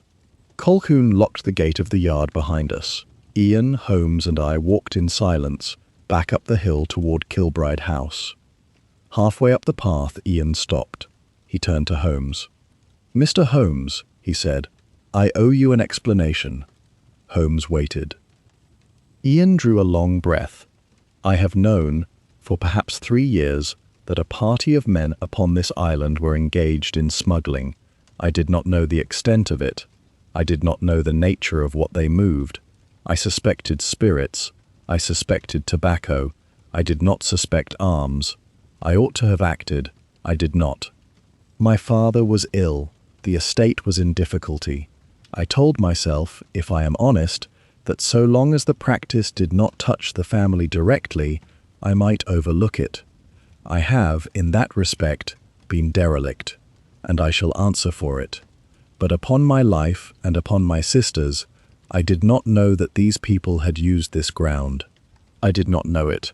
I have been used, Mr. Holmes, and by God, if I have been used to shelter arms in the grave of my sister's husband, I shall see the men responsible in the dock. He spoke with what appeared to be genuine anger. His gloved hands were clenched. His pale face was suffused. Holmes watched him without expression. "I hear you, Mr. Kilbride," said Holmes gently, "and I shall be interested to see, before this business closes, whether that speech survives the events of the next several days. Now, let us go up to your house, and let us have our dinner, and afterward I would like to sit some hours by the fire with the letters your sister has given me. I have not yet read them. It is time." We climbed on. We sat, after dinner, in the long room by the fire. Ian had excused himself and gone to sit with his father. Ray had retired early to his room. Mrs. Greer had cleared away the plates and had closed the doors upon us. The house had grown very quiet. The wind had risen a little upon the sea, and the panes rattled faintly at the window whenever it gusted. Holmes untied the black ribbon from the bundle of letters. He laid them out upon the table in the order of their receipt, which Fiona had marked upon them lightly in pencil at one corner. He read them, one by one, without haste. Then he read them again. Then he took his lens and examined them, letter by letter, sometimes bringing the lamp closer, sometimes tilting the paper against the light. I did not disturb him. I sat with a book I could not read, and I watched him work. At length he put down the lens. He said, "Watson, sit here. I wish to show you something." I moved to the chair beside him. He passed me the first of the letters. "Read it," he said, "and tell me what you observe." I read. "My dearest Fiona, I know how strange this letter will seem to you. I know what you believe, and what you have been told to believe. I ask only that you read to the end. I am alive. I did not drown. What was recovered from the shore in April was not I. I cannot yet tell you what happened, nor where I have been, nor when we shall see one another again. I ask only that you keep the fact of these letters to yourself, and that you trust me a little longer. There are men upon Aoranaig who would harm me if they knew I lived. In time I shall come. Wait for me. Believe me. Yours ever, A." I lowered the letter. "It is," I said, at first reading, "entirely plausible as a letter from a hunted man. It is short. It is affectionate. It is guarded. It is signed only with an initial. It is what one would write." "It is," said Holmes. "Now read the second." I read the second. It was longer. It named certain small memories that Fiona and Alistair had shared. A walk upon the western shore. A book of poetry he had given her at their engagement. The name of her little dog which had died before her 10th birthday. It urged her, in its final paragraph, to say nothing to her brother, and to burn each letter as she read it. It begged her not to lose faith. "Now the third," said Holmes. The third was shorter again. It named a particular cove upon the southern shore of the island, called in the Gaelic of the country Camas nan Ron, which I understood to mean the Cove of the Seals. It asked her to come there at 10 o'clock upon the night of the full moon, alone. It said she would find, in a place he described in great detail, a small locked box in which he had placed a token that would prove to her he was living. If she took the token and returned home and said nothing to anyone, he would come to her in his own time and in safety. I looked up. Holmes was watching me. "This is a very dangerous letter," I said. "It is," said Holmes. "Now the fourth, the one left upon the sill." I read the fourth. "Fiona, they are watching the beach now. Do not come. I shall write again when it is safe. Do not lose heart. Do not believe what is being said. I am nearer than you know. A. I set it down. Holmes said nothing for some seconds. He was looking at the 4 letters spread upon the table. Well, Watson, what do you conclude? I conclude, I said, slowly, that whoever has written these has some knowledge of Alistair Ray. He knows small details of Ray's life. He knows the names Fiona would recognize. He knows this island well enough to name the Cove of the Seals as a place of assignation. And in the 4th letter, he adjusts his plan upon a change of circumstance. He is watching the house. He is, said Holmes, and what more? I hesitated. I felt he was leading me somewhere, and I did not wish to guess badly. I said, I do not know, Holmes. What more do you see? He drew the lamp closer to the 3rd letter. Look, he said. He indicated with the tip of a pen the words upon the page. Look at the downstrokes. Look at the tail of the letter Y. Look at the way the pen has come off the paper at the end of a word. I looked. I did not, at first, see what he meant. He said patiently, Watson, consider the ordinary way in which a right-handed man writes English cursive. He forms his letters from left to right. The pen bears more heavily upon the paper at the downstroke than at the upstroke, because the wrist and hand are pressing away from the body. The tail of a Y, or of a G, or of a P is completed by a small flick of the fingers downward and to the right.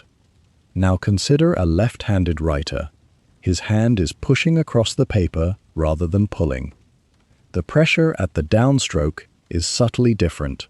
The tails of his letters have a small hesitation at the end, a small drag, because the hand is dragging over the ink he has just laid down.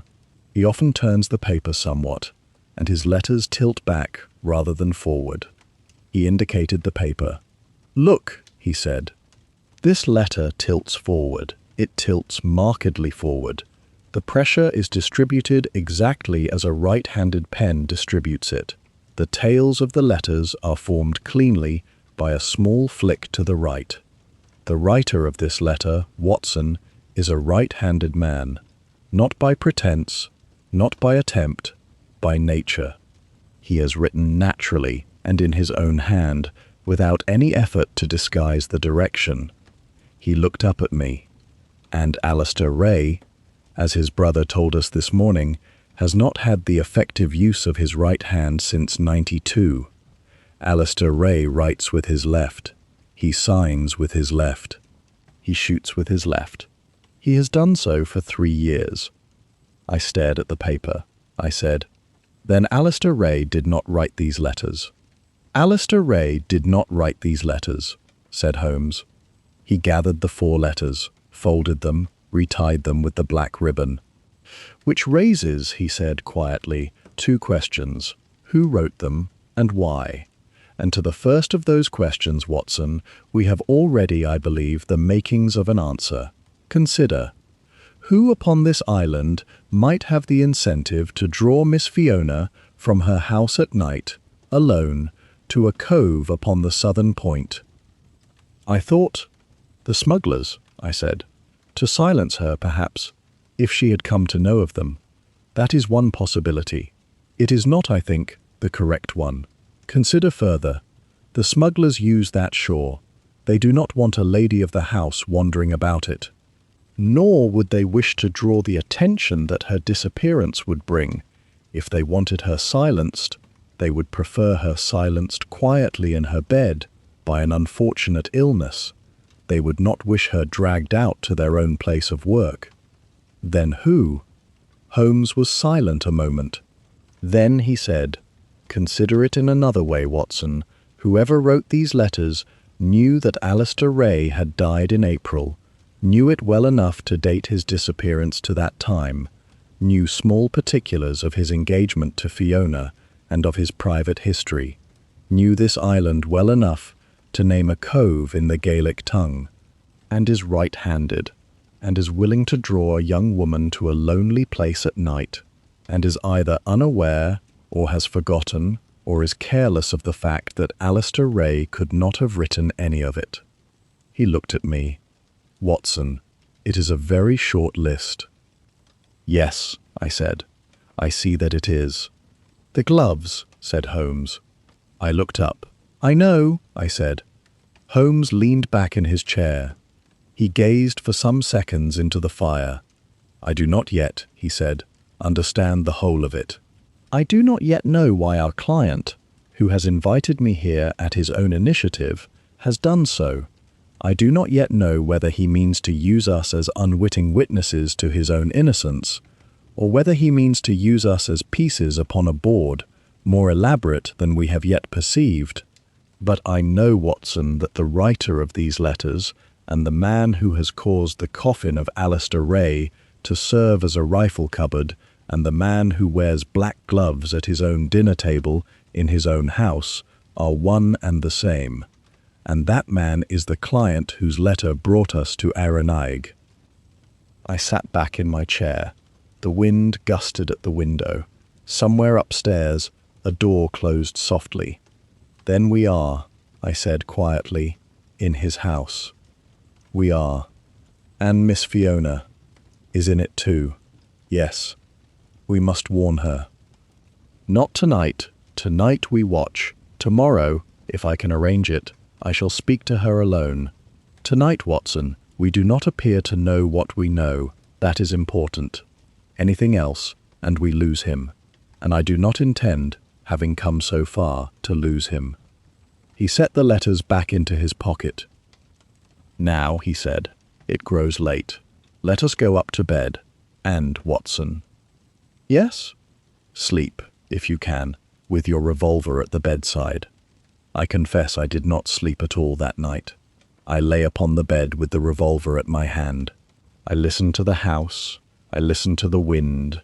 I listened to the low, far cry of the foghorn from the lighthouse to the north. Once, in the small hours, I heard, or thought I heard, a footstep upon the corridor outside our doors. I sat up. The house was silent. I heard nothing further. I lay back. I did not sleep. I rose the next morning at 6. Holmes was already at the window of his room when I looked in upon him. He was dressed. He was smoking his morning pipe. He turned as I entered. Watson, he said, sit down. I have a great deal to arrange today, and you will do half of it. Listen carefully. I sat. He spoke for perhaps a quarter of an hour, in his low, precise, unhurried way. He set out for me the whole of what he intended. He said, when he had done, "You understand me? I understand you. I understand you. You will play your part exactly. You will not deviate. If you deviate by half a step, we lose him. I shall not deviate. Good. Now, we go down to breakfast, and today we shall be somewhat pleased with ourselves. We shall let our satisfaction be seen. We shall lay a small scent, and we shall see who follows it." We went down. Ian and Ray were at the table. Mrs. Greer poured. Holmes, upon seating himself, addressed Ian in a voice slightly louder than the day's ordinary talk required. "Mr. Kilbride," he said, "I believe we have made considerable progress. Watson and I sat late by the fire last night. I have formed, if not yet a complete theory, a theory sufficient to name at least the man at the centre of this affair." Ian set down his cup. His gloved hands were still. "Indeed," he said. "May I ask its substance?" "You may ask," said Holmes, "but I would prefer, if you will forgive me, to be certain of one small point before I put a name into the air of this house. I intend to spend today upon the northern part of the island. I wish to inspect the lighthouse rock at low tide, and I wish to speak once more with Angus Farlan. I have reason to believe that Farlan has seen, from his tower, more than he has yet been prepared to say. I believe that with a little pressing, he will confirm what I already suspect. If he does, I shall lay the whole of it before you at dinner tonight." Ian nodded, slowly. "And you suspect Farlan?" Holmes smiled, faintly. Farlan is a man who has seen. Whether he is a man who has done, I shall be able to say better tonight. But he has certainly seen, and I think we shall find, when we have heard him, that the whole thread lies in his hands. Ray, at the far end of the table, said, "You believe the lighthouse keeper responsible?" "I believe," said Holmes, "that when I have finished with Angus Farlan this afternoon, we shall have a name. Whether it will be his name or another's, I cannot yet swear, but we shall have a name." Ian looked down at his plate. He said quietly, "I am relieved to hear it." I looked at his gloved hands. They were, I thought, a little too still. After breakfast, as we rose, Holmes said to Ian, "One further request, Mr. Kilbride, if you will indulge me. I wish, before I go up to the lighthouse, to speak briefly with your sister. Yesterday she was so obliging as to trust me with her letters. It would be discourteous of me not to return them, and I have one small question to ask her about the last of them. 10 minutes, at most." Ian hesitated. "She has not been well this morning. Mrs. Greer tells me she has slept poorly. I shall not tax her. 10 minutes. Ian considered. Then he said, evenly, "Very well. Mrs. Greer will bring you to her." We went up. Mrs. Greer led us to Fiona's door. She knocked. Fiona opened it herself. She was pale, but she was dressed. She admitted us. Mrs. Greer withdrew. "Miss Kilbride," said Holmes quietly, when the door was closed, "I have not, this morning, 10 minutes for you. I have 5. I ask you to listen, without questions, until I have finished. Will you?" She looked at him, then she nodded. He spoke to her in the same low, unhurried manner in which he had spoken to me. He was, I thought, extraordinary in it. He laid before her, in 3 or 4 sentences, the whole of what he now believed. He watched her face as he spoke. He watched her hands. He watched her breathing. When he had done, he said, "You may of course refuse what I am about to ask of you. If you refuse, I shall find another way. But this way is the quickest and the surest. Will you do it?" She was silent for what seemed to me a long minute. Then she said, in a voice quite level, "Yes, Mr. Holmes, I shall do it." "Very well. Tonight, at 9 o'clock, you will complain of headache and retire to your room. At 10, you will leave the house by the servant's door. You will take the path to Camas Nun Ron. You will carry a lantern, unlit until you are past the manor garden. You will go alone. You will not look behind you. Watson will be nearer than you know. I shall be nearer still. Do you understand?" "I understand. You are not afraid?" She looked at him steadily. "Mr. Holmes," she said, "I have not been afraid of anything since the morning of the 5th of April. Whatever comes now cannot touch me more nearly than that. I shall do it." Holmes bowed. "Miss Kilbride," he said, "when this is over, I hope you will forgive me for the manner in which I have used you." "I shall forgive you," she said, "when you have brought me his name." We left her. We spent the morning as Holmes had said we would. He and I walked to the lighthouse. We spent perhaps 2 hours at the foot of the tower. We spoke to Farlan. Holmes did not press him hard. He spoke, in fact, of small matters: the weather, the state of the light, the prospects of the herring for the coming season. He asked no direct question about the 17th. He behaved, in short, as a man who has already learned what he came to learn, and is merely paying a courtesy call. Farlan, I could see, was uneasy. He did not know what Holmes had come for. He waited for a question that did not come. When at last we rose to go, Holmes said, "Mr. Farlan, I shall not trouble you further today. But if, at any point in the next 24 hours, you should think of a thing that had, upon consideration, some importance, you know where to find me." Farlan nodded. He said nothing. We left him. We walked the length of the island as Holmes had proposed. We took our midday meal at the manse with Reverend Colquhoun. We returned to Kilbride House at 4 in the afternoon. Ian met us at the door. He was, I thought, in slightly higher colour than in the morning. He asked whether we had been productive. "Extraordinarily," said Holmes. "Farlan will speak, not today, but he will speak. He is nearly at the point. I shall visit him tomorrow morning at 9, and I believe, Mr. Kilbride, that by 10 o'clock tomorrow I shall have a full statement. This business will be ended by tomorrow evening." Ian nodded, slowly. "That is excellent news. We shall dine at 7, said Holmes. "I shall retire early. It has been a long day. I wish to be fresh in the morning." Ian said, "Of course." We dined at 7. Fiona did not come down. Mrs. Greer said she had complained of headache. Ian expressed regret. Ray expressed concern. Holmes expressed sympathy. We ate. We drank. We rose. We wished one another a good night. Holmes and I climbed the stairs to our rooms. At the door of my room, Holmes touched my sleeve. 9 o'clock, he said quietly. "Southern Path. You know your place." "I know it. Do not shoot until I do." I nodded. He went into his room. I went into mine. I closed the door. I sat upon the bed. I checked the revolver. It was loaded and clean. I took the small dark lantern that Holmes had given me from the valise. I trimmed the wick. I waited.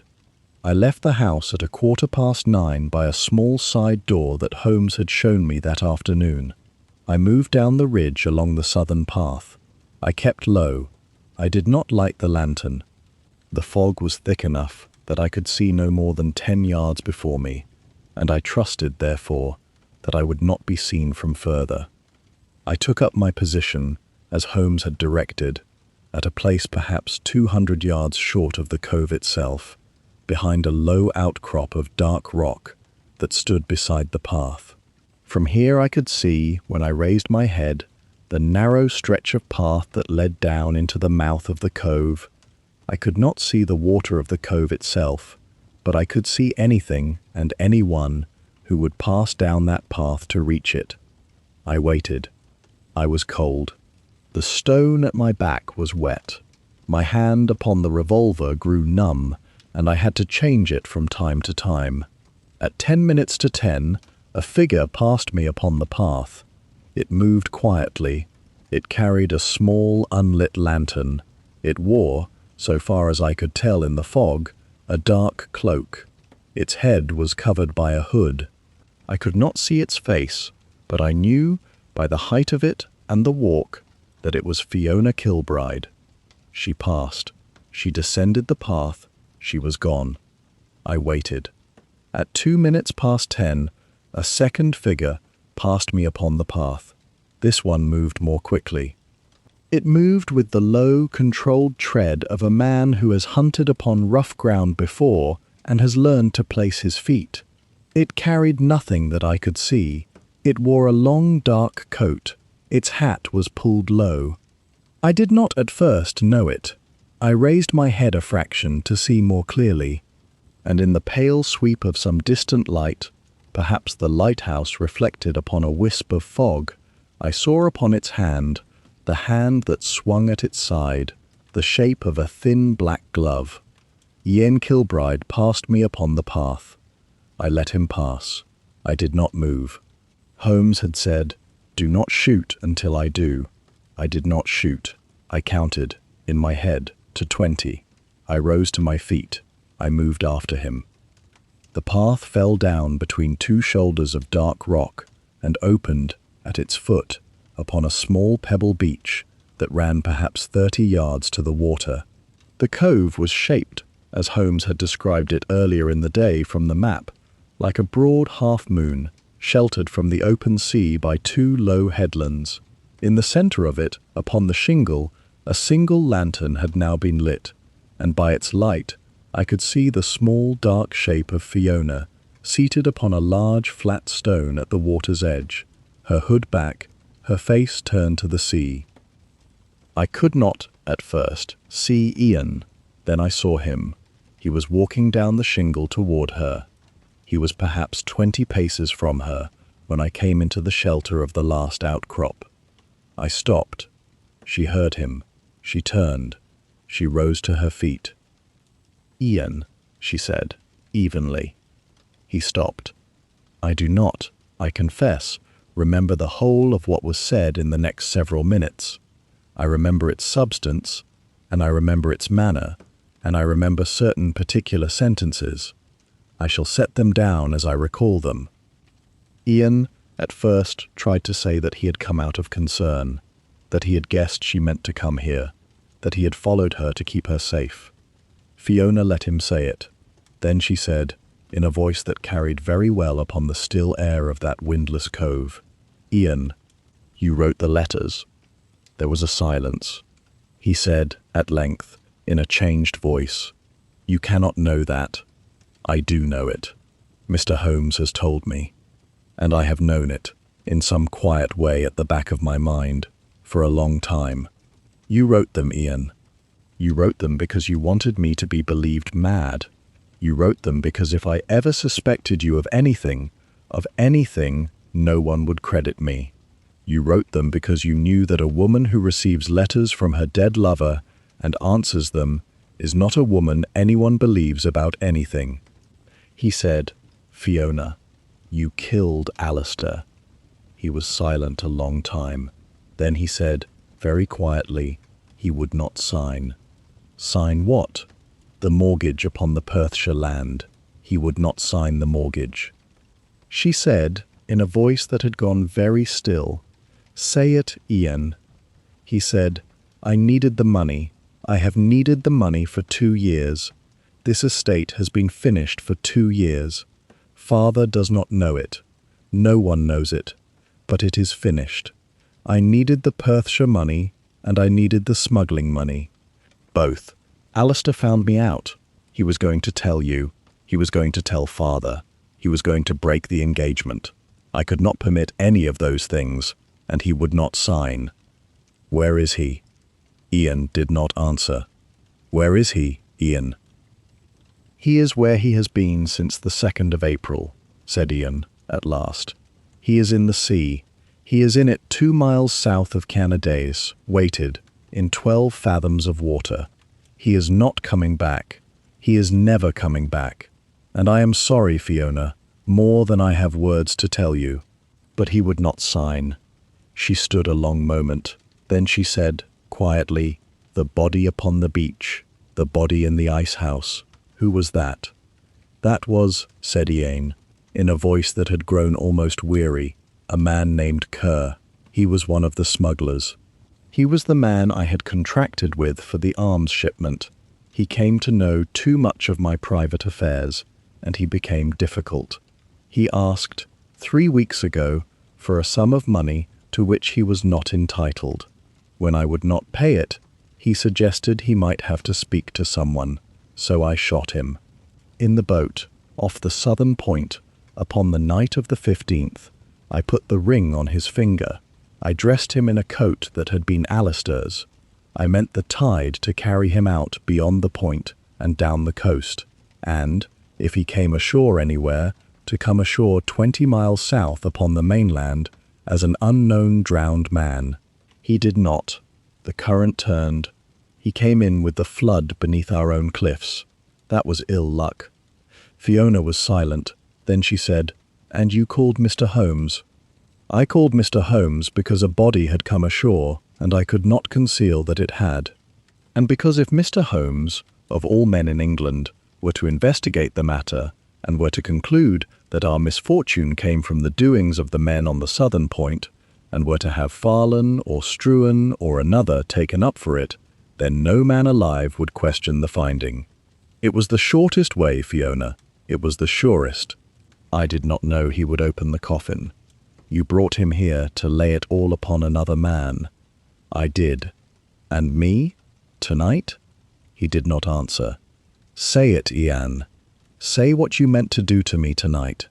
He said, in a voice so low I strained to hear it, "I meant to end it. I meant them to find you here in the morning. I meant it to appear that whoever had written the letters had drawn you out and had done you harm. I meant then, in my grief, to have Mr. Holmes conclude that the smugglers, having killed Kerr, had killed you also to secure the silence of the house. And I meant then to press for arrests, and to see 2 or 3 of them hanged, and to inherit, upon father's death, an estate free of my sister's marriage portion and of any inheritance she might make to the Ray family. I meant, in short, to save what remained. Fiona said, "You mean to kill me now?" He was silent. He drew from his pocket a small object which the lantern caught and made pale. She did not move. I stepped from the shelter of the rock. I raised the revolver. I said, "Kilbride, put down the pistol. Put it down, sir." He turned. He looked at me. He looked, past me, into the fog behind. And in the moment that he looked, a voice from the fog, from behind him, from a place upon the rocks above the cove which we had not seen, said, quite quietly, "Mr. Kilbride, do as the doctor says." Holmes stepped out from the rocks. He was some 15 feet above the beach, upon a low ledge. He had, I saw now, been there the whole time. He, too, held a revolver, and it was steady. Ian Kilbride stood a moment between us. He held his pistol. He did not raise it. He looked at his sister. She had not moved. She stood very tall. She looked back at him. At length, without any sound, he looked from Holmes to the sister he had come to kill, and then he dropped the pistol upon the shingle at his feet. I came forward. I picked it up. I stepped back. Fiona, from her place upon the beach, said only, "Ian, why?" He said, "I do not know, Fiona. I have known for a year I would come to it. I do not know why." Reverend Colquhoun and Malcolm Ray came down from the rocks where they had been posted. Ray's face was white. He came, without speaking, and stood beside Fiona and put his hand upon her arm. She did not turn to him. She continued to look at her brother. Colquhoun said, quietly, "Ian, in the name of God, come away with us. Do not compound this night with any further thing." Ian looked at the minister. He nodded, slowly. "Very well," he said. He looked once more at his sister. He said, "Fiona, I did love him. I did. If it is any use, he was my friend." She said, "No, Ian, he was your brother, and you have not the excuse now to say you did not know it." We took him back to the manor between us. We sat with Ian Kilbride in the long room from the small hours of the morning until first light. Reverend Colquhoun sat with us. Malcolm Ray did not. Ray had gone up with his cousin to sit with Fiona, and did not, so far as I know, leave her side that night. Ian did not attempt to escape, though I do not think we should have been able to hold him if he had. He seemed, once the pistol was upon the shingle, to have gone quietly out of the man he had been. He was calm. He was clear. He answered every question we put to him. At Holmes's request, he drew off at last his black gloves. His hands, in the lamplight, were pale but for a curious dark staining upon the pads of the fingers and the palms. The stain was of a colour between brown and blue. It did not wash off. It had been laid into the skin, I judged, over many hours of contact with some particular substance. "Iron and pitch," said Holmes, quietly, examining them. "From the working of an oil upon rifle barrels, and from the resealing of coffins. It is not a mark that comes off in a fortnight. You have not been able to be seen in your own house without gloves, Mr. Kilbride, since the summer." Ian nodded. "Since June," he said. I confess it had been one of the small oddities of his person that I had wondered at, and had made nothing of from the first evening. It is easy, when one is not looking for a particular fact, to overlook it, but Holmes had not overlooked it. He had noted it upon our first handshake at the door, and he had set it aside in that great filing cabinet of his mind, and he had drawn it out again when the moment came. The full extent of Ian Kilbride's business we learned in the hours that followed. Since '92, he had used the family's small vault at the seaward end of the churchyard as a store for contraband spirits, moved through Aoranaig by a chain of men whose leaders were Kerr on the island and a merchant named Sturrock in Edinburgh. In '94, the traffic had turned from spirits to arms, destined, so far as Ian knew, for private sale to certain gentlemen upon the continent whose politics required them to arm themselves outside of the ordinary channels. The rifles had come in through Canadies at intervals of 2 months. They had been stored for concealment within the coffins of the recently buried. When the shipment was collected, the coffin was cleared and resealed. In one instance, in June, a coffin so used had been that of a fisherman's wife, and Ian had told me it upon that morning, without apparent feeling, as one confesses a small trespass in a matter of accounts. When Alistair Ray had discovered the operation, in March of '95, he had gone at once to Ian and demanded that it end. Ian had promised him it would. He had asked Alistair to say nothing until he could arrange an orderly cessation. Alistair, being the man his brother had described, had agreed to give him 7 days. Upon the 5th night, Ian had shot him in the small drawing-room of the manor with a service pistol he had kept from his militia days. He had, with the help of Kerr and one other, weighted the body and dropped it into deep water 2 miles south of Canadies. He had then required Kerr to procure, from the mainland, a drowned man of the approximate size and colouring, which task had, upon what dark shore of Argyll I do not know, been accomplished within 30 hours. That body, dressed in Alistair's coat and bearing Alistair's watch, had been placed upon the western beach and had been recovered and had been identified and had been buried. Fiona had seen it. She had believed. She had not been given time to see it a second time. In August, when it had become clear to Ian that Fiona's grief was hardening into a stillness that troubled him more deeply than her weeping, he had begun the letters. He had written them himself.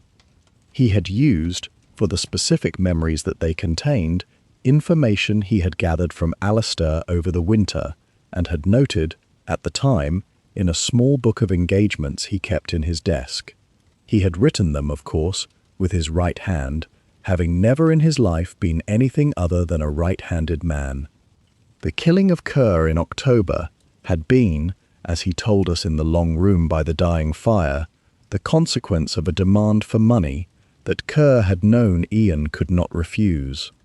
Kerr had learned, by August, the identity of the man who had lain in Alistair's grave for 4 days in April, and had preserved the knowledge for use at the proper time. He had presented his bill upon the 14th of October. Ian had paid it, in part, upon the boat, upon the night of the 15th, with 2 rounds of small-bore lead beneath the ribs. The rest of the bill, Ian remarked with a small dry humour, that was the only glimpse we had that night of what he must once have been, had gone into the sea with him. The plan concerning Fiona at the cove I need not rehearse. He had described it plainly enough at the beach. By the time he had finished, it was full morning. Malcolm Ray came down from Fiona's room. He looked at his cousin. He did not speak to him. He said to Holmes, "She is sleeping. She has not slept, I believe, in 3 days. She will do, I think. Ray is with her." Holmes rose. "Mr. Kilbride," he said, quietly, "this morning I shall walk down to Ewan Brechin at the jetty, and I shall send him for the constabulary at Oban. I shall be, from now to their arrival, in this house and in your presence. You will not, I trust, require me to bind you." Ian shook his head. "I shall not," he said. He looked once at the fire. Then he said, quietly, "Watson." I looked at him.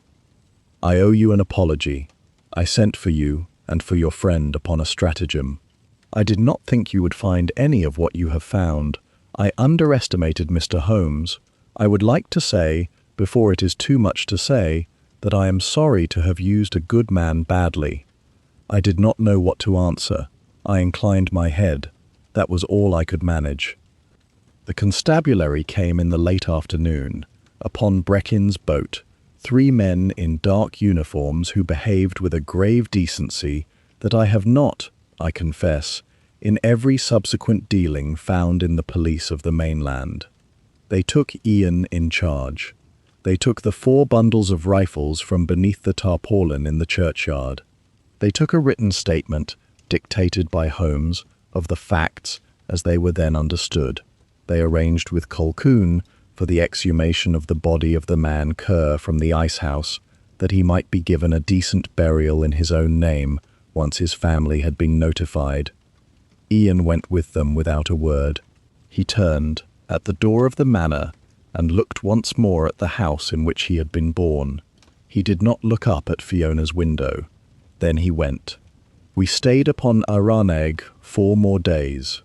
Holmes gave what assistance he could to the mainland authorities in identifying the members of the smuggling ring who remained upon the island. 2 men were taken in the end. Farlan, questioned in the light of the whole confession, admitted at last that he had seen, upon many nights, the movement of a small vessel between Aoranaig and the northern coast, and had said nothing out of fear of the men involved, and a suspicion that Ian Kilbride himself was among them. He was not himself charged. Duncan Struan was questioned. He was cleared and remained upon the estate. Mrs. Greer stayed in her position and cared for old Malcolm Kilbride until his death, which came, as had been predicted, before Christmas. The old man never learned what his son had done. Fiona, I am glad to be able to record, herself made the arrangement that he should not. She sat with her father the night before he died, and she told him only that Ian had gone to the mainland upon business, and that he sent his love. Fiona did not stay upon the island. Once her father was buried, she went to Edinburgh, into the household of her cousin Malcolm Ray, whose wife was to her thereafter a sister. She has never returned to Aoranaig. The estate, encumbered as it was, passed at last, and after some years of legal difficulty, into the hands of a trust for the tenants. Kilbride House itself stands, so far as I am aware, empty to this day. We came back to Baker Street upon the 29th of October, and I did not, for perhaps a week, wish to speak of the affair at all. It sat upon me, as certain cases have sat, in a way that made even the ordinary talk of the sitting-room difficult. Holmes did not press me. He was, in that first week home, unusually gentle. He played the violin softly in the evenings. He did not smoke his stronger tobaccos. He made no reference to the island. It was, at length, upon a wet evening in the middle of November, that I put the question to him. I had been sitting with a glass of whisky and the newspaper, and I set them both aside. "Holmes," I said, "there is a thing I have not yet asked you." He looked up from his own reading. "Ask it, Watson. When you deduced, upon that first night, that the tide could not have brought the body to the eastern shore, you had not yet, so far as I know, spoken to any islander about the currents of the coast. You had read a tide table in London. How could you have known, on the strength of a book of tables, that the drift of that particular shore was southward?" Holmes smiled. "Ah," he said, "that is a fair question, and you are right to press it. I did not, upon that first night, know. I made a hypothesis. I stated it to you as though it were an established fact, because the manner of my statement was itself part of the working of the case." Kilbride was listening. Kilbride was very carefully listening, and a man who has committed a murder is a man whose ear is unusually sensitive to any word that might touch upon the geography of the offence. I wished him to believe I had already grasped a particular strand of the truth. It was a bluff, Watson. It was, however, a bluff of a particular sort. The tide table did indeed suggest a strong southerly flood along that shore at that season. It did not confirm it. Confirmation I obtained, quietly, from Brechin the following day, upon a walk to his boat while you were breakfasting. Brechin gave me, without knowing what I asked for, the whole of it in a single sentence. I put it to him as a matter of general interest. He answered as a fisherman answers. The current was as I had guessed.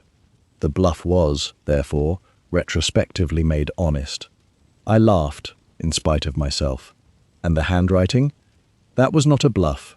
That was observation and comparison, and a great deal of patience with a small lens.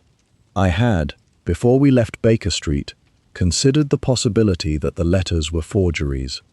When I learned, at the breakfast table upon our first morning, that Ray was left-handed, and that he had been so pronouncedly and irreversibly for 3 years, I knew, without needing to see the letters a second time, that the person who had written them was not he. Every letter of every word in the entire correspondence was formed by a right-handed pen. There was no trace of the drag, the tilt, the pressure that a left-handed hand produces, and there is no more instinctive nor less alterable habit in a grown man than the hand with which he sets down his signature. You did not, however, tell Fiona at breakfast. I did not. I had first to determine who upon the island was capable of the forgery. There were, if you consider it, only 4 persons who had seen Ray's writing often enough to imitate its general character. Fiona herself, her brother; Colquhoun the minister, who had been in some correspondence with Ray upon the arrangements of the wedding; and Ray's cousin, the solicitor, whose acquaintance with his brother's hand may be presumed. Of these, only 2 had motive, and of those 2, only one had also worn thin black gloves at his own dinner table. It was not a very lengthy deduction, Watson. It was merely a patient one. I sat looking at the fire. Holmes, I said, after some time, when did you know, absolutely, that Ian Kilbride was the man? Absolutely, said Holmes. Not until he passed you upon the path. Until then, I had a theory. It was a well-supported theory. It was, I would say, a 9/10 theory, but a man is not hanged upon a 9/10 theory. It was necessary that he come himself to the cove, with the pistol upon his person, in the intention of killing his sister. When he did, the last 10th was supplied. There is nothing, Watson, which converts a theory into a certainty so swiftly as a man walking, of his own free will, into the very act one has predicted of him. I nodded, slowly. There was one further thing, said Holmes. He set down his pipe. He looked into the fire. Upon the night that we opened the grave, and I saw the rifles in the coffin, I understood a matter that had puzzled me from the moment I read his letter in this room. Why he had sent for us at all. It was not, as I had first supposed, that he had lost his nerve. It was not that he wished to unburden himself. It was that he required a witness of impeccable respectability to establish, in the eyes of the world, that his own investigation into the affair of the corpse was above suspicion. He required the mainland authorities to accept a finding without inquiry. He therefore required me. He required, in short, to be praised for the very act that concealed him. It is a species of vanity I have not often encountered in a criminal. Most murderers, Watson, wish only to be forgotten. Ian Kilbride wished to be admired. That was the floor upon which he broke. I sat some minutes in silence. The fire settled. The rain moved on the window. Holmes, I said, at length, and what became of the smugglers upon the southern point? 2 hanged, 2 transported. The trade, upon Aoranaig, is at an end. The lighthouse still burns. Angus Farlan, I understand from a note I had last week from Colquhoun, has taken the pledge and has kept it now these 6 weeks. The signal fires upon Cairnedys are no longer lit. The seals, one presumes, have come back to their cove. He smiled, faintly. It is not, Watson, a case I look back upon with any pleasure. It began in the greed of an ordinary man who had persuaded himself, over a period of years, that his circumstances excused what they could not excuse. It ended in the ruin of his sister's youth, in the death of a good friend at the bottom of the sea, in the hanging of 2 men, and in the emptying of a house that had stood upon a small island for 300 years. There is no lesson in it that a thoughtful man will not already have learned by the time he is 30. But there is, I think, this to be said for it. A woman who was told by every voice upon the island that she was going mad, refused, in the small, quiet corner of her own mind, to believe it. She was correct. And it was upon her correctness, Watson, and not upon any deduction of mine, that the whole matter finally turned. He picked up his pipe. "Now," he said, "pass me that tobacco jar. It is cold tonight. And there is, I believe, another letter waiting downstairs which Mrs. Hudson has brought in for us. Let us see what it says."